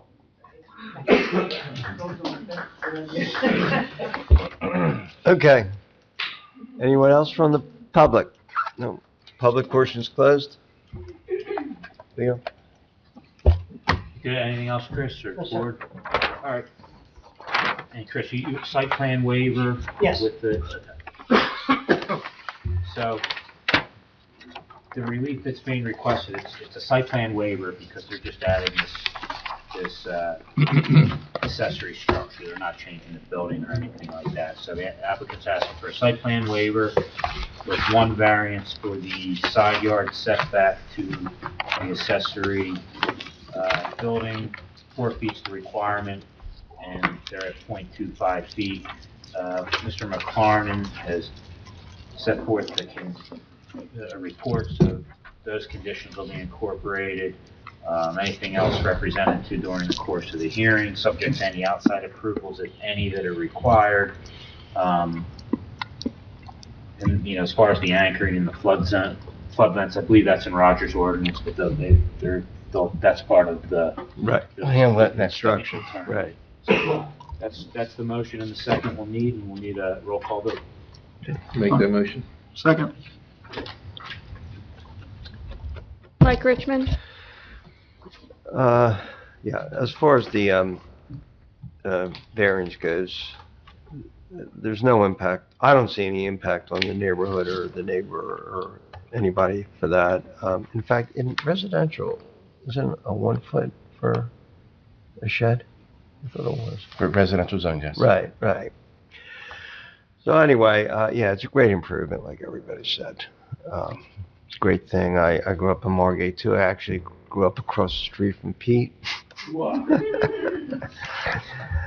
Neighborhood terror. But anyway, no, I think it's a good thing, and I'm going to approve it. Rich Patterson? I also approve. I think it's a great thing, and anything we can do to help Scott is a good thing here. I don't see any detriments to it, so I approve. Dan Adams? Yeah, I just want to echo a couple things, Chris talked about and the people in the audience. When I was a kid growing up here, we had 4 different choices to go for bait and tackle and to go and get what we needed. We always went to Scott's Dock to get a boat and rent a boat because that's where we went. That's what was there. Now we're down to 1, and he is the last man standing. And this is a way to improve the area and make it better. I think it's a great thing. I participate in going to Scott's Dock on a regular basis when I need something. To touch on what, Drew said about the kids, I hope 10 kids show up there on bikes and want to get hot dogs. Because if you come down here on any given Friday, Saturday, or Sunday and go to the dairy bar or to 2 Cents Plain or the Wawa, there's not 10 kids. There's 150, 200 kids. And the bikes aren't a problem there. And everybody makes it work, and you make it work together. Because that's what community's all about. It's making things work for the community. With that said, I strongly support this concept and this idea. Just want a free hot dog. Yeah, I don't want a free hot dog. I'll pay full price. Rich Tolson? Yes, for those that don't know, I was born and raised in Ocean City. Moved to Margate 6 years ago. I've seen a town lose its soul. Scott's Dock, clearly, based on testimony here tonight, is part of the soul of Margate. One of the things that hasn't been spoken about today, that doesn't have to do with zoning, but it has to do with the soul of the town, is the employment that is offered there. The jobs, as Pete talked about, working there 75 years ago when he was a kid. That's an important element of it, and it's a benefit to the community. I see no detriment to the community, and I wish you all the best, and I approve this. Johanna Persky? So my kid will actually be the one on the bike, probably not locked up and eating hot dogs. I think it's a great idea. I think one thing that wasn't mentioned was that not only is this what our town needs for our families, but Ray Scott's is also doing a program at the school, and they're teaching the next generation of boys to fish, which is boys and girls to fish, which is so important for us as a community. So I think this expansion will just further attract kids to what they need, and that's outdoor activities that they can do with their families. So I approve. Herb Zagno? I agree with everyone here. It's an awesome idea. Anything we can do to help the local businesses, especially Scott, he's doing a fantastic job. Like Pete said, bringing in additional tackle. We used to have to run offshore, run the Fanatics, run wherever, and, ain't that right, Glenna? It's just no Captain Andy's, nothing. It's Scott, and he's doing a fantastic job, and good luck with this new venture. Drew Campbell? I approve. Okay. Drew Campbell? I love the idea. I love it. I can't wait to be a patron there. And I also echo other board members and the history and the contributions that you do make to Margate. I can add to the Margate Anglers Club, the pier, and the participation and contributions that you make there to promoting fishing there as well. And I appreciate all of that, and I absolutely approve. Steve Giuseppe? I have to echo what everybody else has said, and also let Scott has been such a steward for educating people about the Back Bay, and he's been a great asset to the community. I see no detriment at all. I see nothing but a positive aspect to for this application, so I approve. John Pitts? I'm a relatively new resident of Margate, but one of the reasons my wife and I moved into Margate was because of the very unique environment and atmosphere in Margate. And Scott's Dock is certainly a key part of that, as evidenced by the testimony from everyone here tonight. So I approve. I would just make a quick comment to the planning board. We've recently approved 2 of these sort of temporary food structures in the waterfront district. We need to be sure that we treat each one of these individually. The 2 that we approved were definitely worth it, but I can imagine we might get some other folks in town who will come in and say, you gave 2 of those on the waterfront district. I want one on Vintner Avenue, right? We have to treat each one individually. But in summary, I approve. Congratulations. Good luck. Want my Chicago hot dog. Motion carries, 9 in favor and 0 Thank you very much.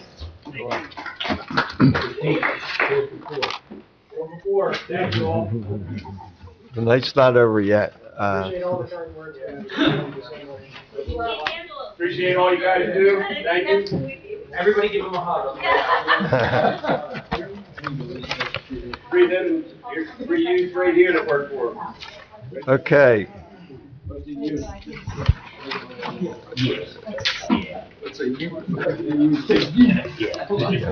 not showing up here. Joanne is recusing herself for the last application, so. Okay. She's dismissed. Okay. Dismissed. All right, our last case is Gem Hospitality, Inc., 7811 Ventnor Avenue, Block 206.02, Lot 2, CBD zone, site plan waiver to operate a takeout donut shop known as Sonny's House of Donuts. Current on taxes, water and sewer, proof of notice provided. Attorney is Christopher Balanson.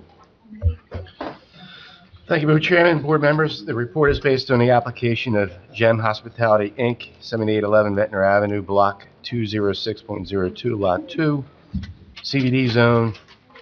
The premium requirements don't comply or don't matter at this point in time. Seeking a site plan waiver. This is a final planning and zoning report for substantial benefits. The background is as follows. The applicant is proposing to take an existing non-conforming residential structure in the commercial zone and actually make it commercial, which is a novel idea. The zoning chart is on page 2, and I identified one variance, and I looked at it sideways, upside down, and everything any other way. But because you're changing the use, you need a variance for the parking where 3 spaces for commercial are required, 0 spaces are available, 0 spaces are proposed. And again, you couldn't make the parking work there if you could, because of the ADA parking requirements. And we've discussed this project before where it's a non-conforming structure in regard to ADA compliance. However, our construction official, we met and discussed it, and because it's an existing structure, they don't have to comply with the ADA compliance issues. So that is the only variance identified, and I just want to say that the site plan waiver could be granted because of the comment number 1, when site plan or subdivision approval required.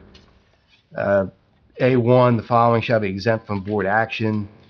Then item C, general business and professional offices. So this is a general business, it's retail. Doesn't necessarily say this is a restaurant, whether full seating, fully enclosed restaurant. I think this is retail, general business. If this was commercial going to residential, it'd be a different story. It'd be a use variance. It would be parking requirements would have to be obtained. And also having that curb cut not be used on the Ventnor Avenue is not a bad thing at that location. That's a pretty tight area. So the site was and nearly 100% impervious. That is not changing. The site's really not changing. It looks like they're providing adequate trash enclosures in the back. Just the hours of operation, Chris, if you could describe that during your testimony. And the other caveat, if this was existing commercial and they're just changing from retail donuts or to retail hot dogs, no on-site parking shall be required because the existing non-residential floor area within the central business district. It's not changing. So because it's residential, that drives the parking variance. And again, it's semantics, but that is what it is. I really have no further comments. I think this is another example of protecting our business zones. If this was going the other way, where we're losing businesses to residential here, that would be a bad thing. Here we are adding commercial. I see no issue with that. And I will reserve, the sign. There's no dimensions provided for the sign. You would need a zoning permit for the sign. And again, hopefully you comply with what's permitted. If not, That's the intention. okay, I figured. If not, you would come back here, but we'll make sure that works out. Sure, of course. Okay. I represent Sunny Donuts, Lloyd Goldberg, here tonight. And speaking of the waterfront special district, I can't think of anybody who is a more a proponent of the waterfront special district than Roy Joanne. Roy spent most of his life back there with juniors and with the office building, Fun Fest, the concerts at night. The guy who was responsible for most of those good times is right here. The idea with Sunny's Donuts is to bring the Junior Donuts concept up to Venter Avenue in a space that has been used as residential, though in a strictly commercial zone since its inception. The idea is to convert that to commercial space as it should be. One of the primary purposes of zoning, as we all have talked about, is bringing properties into conformance with the ordinance. And that is exactly what this application does. The site plan waiver is requested because there's no site changes. You'll be able to use the building as it is. Tom will tell you that essentially the stairs here continue to be there. People are going to flow in here and out over here, right across the front. There's about 200 square feet of retail space, which would be less than one parking space, would be one space. The variance would be for one space. I don't necessarily agree that a variance would be required because it's commercial space. It just so happened to be used as residential. So if you look at it as existing commercial space that was used in a non-conforming manner, and it's always been commercial space, that never changed, just happened to be used residential, it wouldn't require even that one space because it's existing. It's always been commercial space. It just happened to be used in a non-conforming manner. Semantics, as Roger said, it's not. It's one space nonetheless. So if the board is comfortable saying let's grant that variance, let's consider that variance. I'm looking at that as well. I think it goes by the gross floor area, but I would stick with the 3. Okay. Tom Bagley prepared the plan. It's a real quick explanation of how it's going to operate. Go ahead, Tom. All right, Mr. Baglivo, just give us your name and address for the record, please. Tom Baglivo Associates, 472 Northtown Road, Philadelphia. Okay, and please raise your right hand. Currently living on Thurlow. Okay, and please raise your right hand. You swear affirm the testimony you're about to give will be the truth? I do. And licensed architect in the state of New Jersey, you've been here, board's familiar with Several times, yeah, all over New Jersey. Okay. All over 12 states. Board's okay with the credentials, Mr. Richmond? Mm-hmm. Yeah. Tom, without me asking a million questions, when Roy came to you, what is it he explained to you he'd like to do and what did you accomplish to address that? Right. Well, first he wanted to bring back Craig Billings to Margate. We all know that. But in this existing structure, what we did with Roy's input is 99%, if not 100% takeout. Inside the structure is 100%. So we're coming in the front door up these steps, and our idea together was to put another door so that we had a flow. If you remember when Juniors was on the bay, it was just keep people moving. So in this area, Tom, where the window is? Yeah, where the first window is on the side. Right. It actually is portrayed in the drawing. Actually, I don't know. Is that the window? Make it cleaner up there. Yeah, there it is. So the idea would be to come in the current front door, all this would remain. So you'd be under a roofed porch in the front door. You grab a donut, you mix your coffee, and you go right out the door. So the traffic is just foot traffic right through. 75% of the first floor is making of the donuts and sales. So it literally is, there's not even room in here for tables and chairs. So we'd have trash recycling inside, down these steps. Additional storage would be in the current garage, no additional structures. This was updated.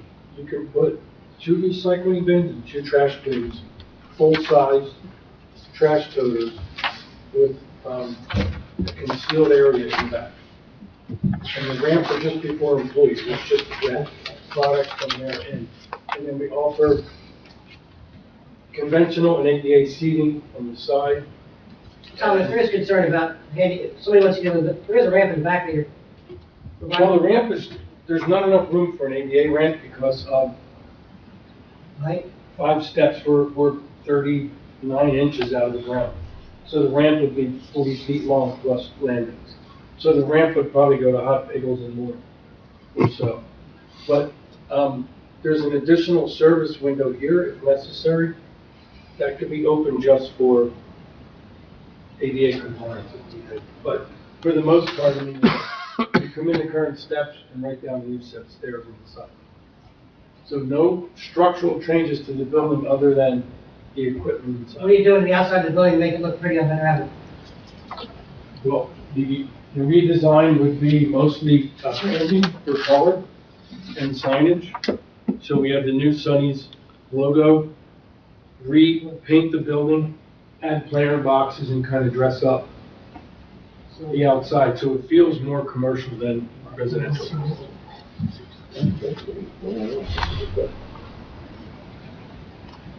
Good talk.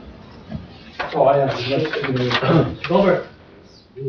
Tell the board what your vision is. All right, Mr. Goldberg, just give us your name. Roy Goldberg, 4 North Nassau Avenue, Margate.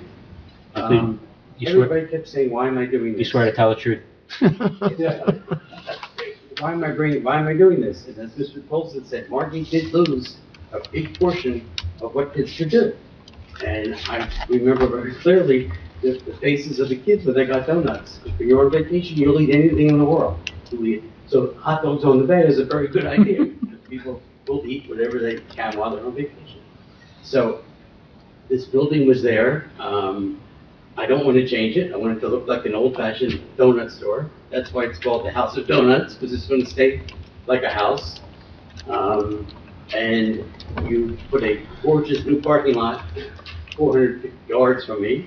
So I hope at 7 o'clock in the morning, everybody's pulling in that parking lot to come and have donuts.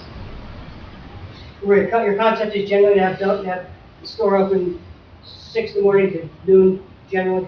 Yes. At the moment, donuts, cinnamon buns, and coffee. No hot dogs, no fruit, nothing healthy. So you go on vacation, you don't want to eat a donut. The donuts were good. I opened the first one in 2001, which was 24 years ago. 25 years ago. 24 years ago. Junior, but Junior is now 37 years old. So Sonny was my father, so I named it after my father. And you bought the building? I bought the building. And the inside needed a lot of work. So I got a great architect, and we can do a lot of good stuff there. Seasonal or year round? Seasonal, 110 days. Question. What's going to be with the second floor? The second floor is storage, and one room for me is an office. Okay. Just the office. Yeah, and you're going to have like any seating on that front porch? Would that front porch be usable? It's too small? It's pretty small. Yeah, maybe just look like a 2-top. Yeah. On the Couple side. 2-tops, maybe. Yeah, like a high boy? Well, Yeah, that's- the concept was- Yeah, the concept was to utilize down Yeah. here to get people out of the building. Yeah. Personally, the first time I moved into Margate, years ago I was here, I came back in 2014, and my next door neighbor bought a dozen junior donuts. Yeah. And you just get your donuts and bring them home. But for the most part, we have seating down here, which we then introduce a layer of shrubbery on the side to kind of soften the side of the property. People are gonna go in and eat their donuts out here. There's really, I mean, that porch is 5.5 feet wide, See, maybe. we're assuming that porch is gonna have people on it. That's what I was getting at, like, everybody's waiting in line for donuts, they're gonna be queued up on Yeah. the porch waiting to get in. No, I think it's a great idea having outside seating. Too bad you can't have inside seating, but like people need places to congregate and you're adding that. You know, For all those years, you had no inside seating. Tom, while you're up, talk to me about the parking. From a hardship standard, there's no place for public parking, for customer parking on site, the way it's been utilized. No. So the area has a parking lot now across the street. Somewhat, yeah. Therefore, do you think the variance can be granted without detriment to public good or without detriment to the ordinance, in light of the fact there's available parking close by? Correct, I agree. Thank you. And again, back to the bike rack scenario. I mean, every time I went before to any other place, you take a bike rack. Perfect, thank you. That's all, thank you. Okay. Anyone from the board? So I thought I heard Roger say it, but so are we doing away with the driveway altogether? So that in technicality creates parking, correct? We're doing away with the driveway for the picnic tables? Yeah, but I'm saying the spot on the street where the driveway, where the apron is, that would be technically a parking spot, correct? Correct. Okay. Yeah, street space out there, yeah, okay. You might be able to use that as a loading zone too. I would just leave the curb cut in there so you can probably serves the other businesses too. All right.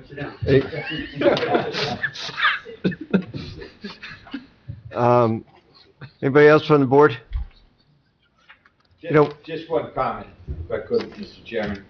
It was just mentioned by a couple of people about people lining up on the porch. I don't know if that's an accurate description, only because of the location of the door to enter. They're probably gonna come down the steps. So I just raise it as consideration of how you might handle that.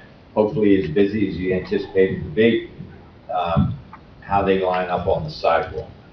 Because they're not gonna be on the porch. Well, Mike, can I jump in on that one? Sure. The whole concept of the second door where the first window is to keep people moving through. So you don't have to come out the front door that you I don't understand that, but if they're backing up, waiting to get in, they're not gonna line up on that porch because the door, the entrance door is on the front, not the one on the driveway side, correct? Yep. You understand my point? Yeah. I mean, it's almost like It's when just something to when be people used to concerned. go to banks, you would queue. I mean, if he's that busy and we queue left and right, 5.5 feet's good for a long serpentine. Personal samples on the porch, right? Yeah, there you go, there you go. Hey, he wants to make a lot of dough. You're gonna have Chicago-style donuts too? Yeah. Okay. If we have Chicago-style hot dogs, we'll have Chicago-style donuts. Hot dogs are on the bay. No, the Chicago-style donuts. Deep dish donuts. Okay. One thing nobody else from the board. One thing I want to say, which is obviously helping this and helping, is that the forethought for the city of Margate to buy that parking lot. I know there was a little bit of consternation about that, but that was probably, great move. And I hope, that, they invest in maybe one or two other properties to do that, because that really alleviates a lot of the parking situation there. So, all right, nobody else from the board, anybody from the public? Go ahead.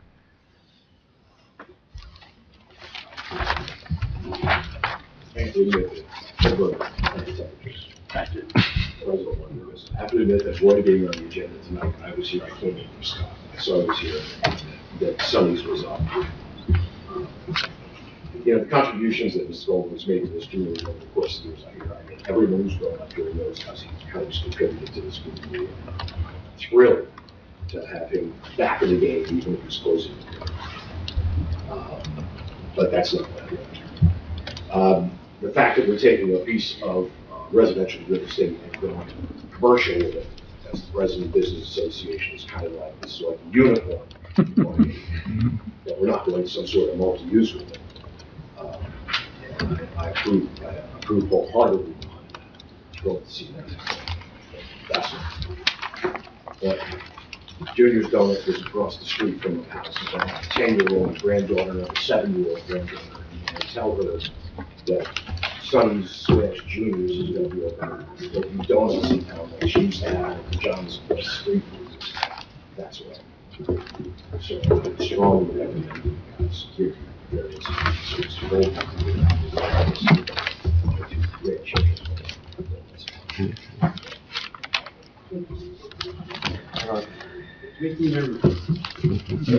Okay, anybody else from the public? Okay, Chris, stop talking. All right, public portion's closed.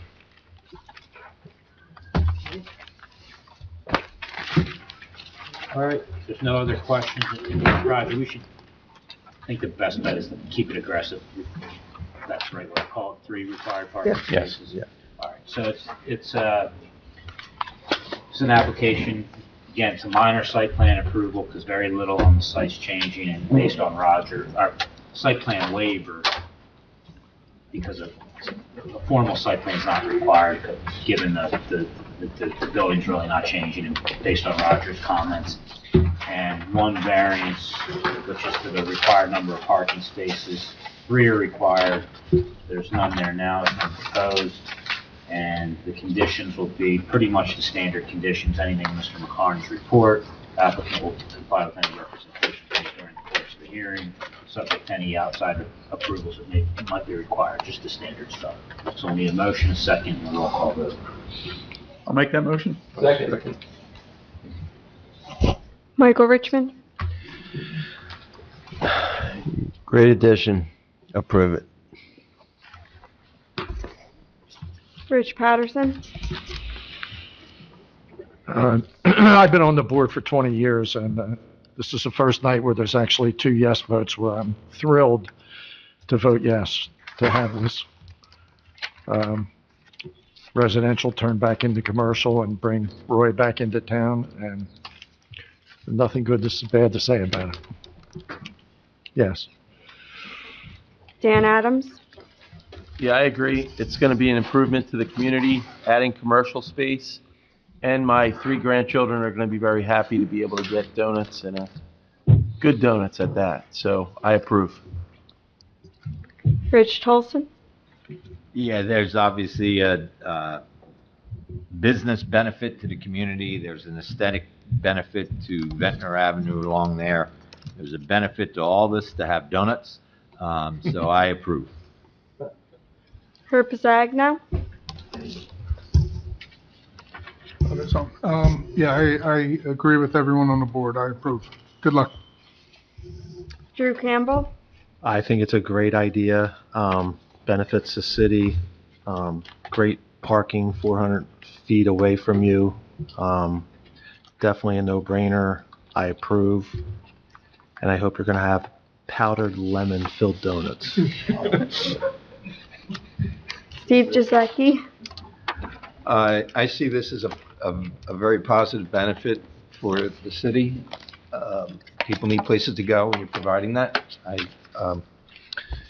And I like the reversal of getting more businesses, because I've always wanted to protect the businesses. So I approve. Sam Friedman, I would agree with the rest of the board members, bringing back a commercial place, business, thank you, commercial business, into this area. Yeah, I see no harm. I agree. I approve. John Pitts. Yeah, I agree with everything everyone else has said. That site should definitely be commercial. I mentioned earlier, my wife and I are relatively recent to Margate. When we were considering moving to Margate, we were quite disappointed that there wasn't a donut shop in Margate. So we're happy to have a donut shop in Margate. I second the powdered-covered lemon-filled donuts request, and my 8 grandchildren will be very happy that we have a donut shop in town. Okay. Motion carries, 9 in favor and 0 opposed. Thank you. Look forward to it. We have anything Cinnamon else? buns or cinnamon rolls? Do we have anything else? Are they gonna be cinnamon buns or Yes. cinnamon rolls? Okay, we got one more thing, so.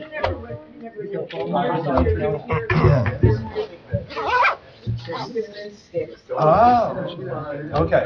Okay. Well, we're moving at a record pace here, so let's, let's finish up. Go ahead. Did we adjourn or no? Okay. Just one additional thing is the Master Plan Site Committee, Subcommittee has met. Is everybody listening?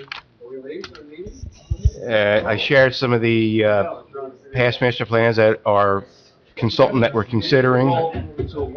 I might ask for a proposal, and he's... Wait, hey guys, Chris. Out. Yeah. Okay, thank you. The, I asked him to come to our next meeting to do a presentation to the whole planning board prior, Jim Metallo. Oh, okay. Again, he's doing the master plan in Etner, Longport, Summers Point. We're right here too. He's well aware of the new flood regulations that the state has mandated. I think that's going to be an important aspect of our master plan. The rest of it we can dictate, but again, having his set of eyes on it, his familiarity with Atlantic County, with what's going on, I think is an asset. Again, I hope we have another meeting prior to the next meeting to discuss some things that we need to discuss. But that's where we stand. I want to get that rolling. These new DEP. He's gonna come to a regular board meeting? Yes. Oh, good. Yes. I want it on a record. Yeah. These New Jersey impact, real rules, the PACT rules, are going to have a significant effect in our area. And my concern is right off the bat, it has been and is, the DEP wants to review basically every application, and they don't have the manpower to do what they're receiving now. So it's either going to kill development down here, or it's going to make a 6-month project 3 years. They want to review every The plans that we project looked in at, they Margate? wanna review? Before we look at them, they every application, Not just ours, I mean, everything. everything. So basically, like the beachfront homes that require a cap or permit, now you're saying pretty much everything. Everything. We're in the total, we're in a flood zone. All across the state. In the coastal areas. Coastal areas, yes. Well, that's ridiculous. And what it's, the big effect is, and I think I mentioned this before, is the height of the buildings. I don't see a big impact in that. Right. All the homes that we are approving, that I approved, that the ordinance approved, we saw this coming 5-6 years ago. So that's why we allowed the parking below, because if we allowed that, just about 9 out of 10 applications come in for that, they will be compliant with the new rules. Right. And what the state is doing versus what FEMA's doing, the FEMA maps aren't going away. They're overlaying the FEMA maps. Like, the house tonight was in the flood zone elevation 10. That's the base flood elevation. And we require 3 foot of freeboard to the bottom of the floor. We'll give you another foot, so that's 14. What the state's going to do is that base flood elevation of 10, the new base flood elevation is going to be 14. Wow. Plus 1 foot of freeboard. So we might have to add a foot for the homes that aren't having parking below. So we could look at it 2 ways. Some people, every house is going to have parking underneath. Basically, that's what's going to happen. And if you look down south, like North Carolina's had their own set of rules for flood damage prevention for long before that we in New Jersey have had it. Theirs are more severe, where if you're, all those houses that you see on the TV falling into the ocean, obviously you can't rebuild those. You have to mitigate back. But if you look down there, all the homes are up. Everywhere. Charleston, South Carolina, Florida, Outer Banks, Georgia, Jekyll Island, they're all elevated. We're going to see that here, but I think what we're seeing here is in a different element what we're seeing down there. I think the homes up here look a lot better, and we're still going to look at the idea of creating that space on the ground floor to, and again, I'm always looking at doing things that are passive. We shouldn't have to exert a lot of energy to make sure that people are in compliance year after year after year. Longport wants to inspect every house every year on that ground floor. To me, that's counterproductive. What if you find somebody doing something wrong? What are you going to do? You're going to get the city in a lawsuit. So if we take some of that area away, it's going to happen. But if we can reduce it, make it more passive, I think we'll be better off. There's my 2 cents in a donut. Well, we definitely don't want to see those houses just up on stilts. No. You drive through Sea Isle. Talking look to what the you see. microphone, we're still in the record. You drive through Sea Isle and just look what you see as far as the house on stilts. That's not what we want Margate City to look like. That's for sure. So I think we're going to go over, and I think there's going to be a compromise. And I also would be curious to see, when we have the master plan, we're going to have public input, and I'd like to see what they have to say about that. To that point, Mr. Chairman, come on. With Mr. Rotello coming to a meeting, a full meeting, we're going to advertise that he's coming so people know and they can hear and maybe. He's not going to do a presentation of what the master plan is going to be. He's going to do a presentation on the process. For the planning board. Yeah, it'll be on the agenda. It'll definitely be on the agenda. Right. And there'll be an explanation of what's going on. And plus, we're announcing it tonight ahead of time, and there are people listening. No, trust me, people listen. That's the next meeting? Yes, February 28th or 26th. 26th. Okay, good. Do we already have cases scheduled for that? Yes. How many? 9. I said I'll take another extra half hour, right?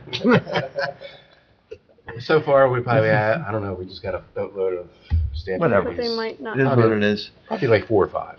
Good. But again, tonight we had 5, and I thought they were basic applications. Right. The major site plan, they're the doozies. Yep, so. Yeah, I saw, this is the same guy who gave me the, he's good. Yeah, he's good. Yeah, he doesn't put a lot of fluff into it, he just kind of, talks a little bit about the community, but then gets right. Huh? He's not an attorney. No. He can do it in fewer words. Right. No, he's very strong in GIS and statistics. He's going to outlay the population trends. Yeah. All of Atlantic County, Margate, the barrier, Absecon Island. He's going to tell us everything that we know, but it's going to be in black and white. Yeah. So. And again, I think that the example that the board showed tonight on protecting our commercial businesses, that's a big one. Right. That's strong. And from a zoning standpoint, from an enforcement side of it, I do whatever I can to help these businesses. Right. And this guy, from what I read, like I read the one he did for Ventnor, and I think, was it Stone Harbor? And yeah, his tilt is very pro businesses, and how you can reserve that. So I think he's good, just from what I've seen. Is that right? Just something else that came up is the other gas station that tore down. Was it Sonny's? That was a subdivision that was approved with a use variance to go to 4 residential units. Right. That use variance carries over, but that subdivision has to come back. So I imagine we'll be seeing that in the near future. They never filed it, so it expired. Somebody else buy it? Yes, Okay. It is what it is, right? it is what it is. And also, we had a by right subdivision subcommittee the other, when was that? Like a week ago. Friday. And again, a by right subdivision is minor subdivision, no more than 2 lots, 2 new lots, where the area and the lot width can comply. There's nothing else, no other data, there's no house shown on there. So if the house itself needs variances, they gotta come back. But there's not too many by right subdivisions here, but I just wanna get that on the record too, just to make you aware. This way I had to put 2 houses there. Did it create a potential hardship lot? No. No, that wouldn't be by right. Right. You're talking about Huntington Avenue, Okay. Anybody? That's it? We're good? Well, the hardship on the Huntington Avenue one is self-induced with the pool. Yeah. Right. Which case are we talking about? Can That was they- The pool in the corner lot of Huntington and 300 block. Right near the ball fields, Okay. right Right. across from Duke's house. Colmar and Huntington. Oh, Laverty's. Yeah. Okay.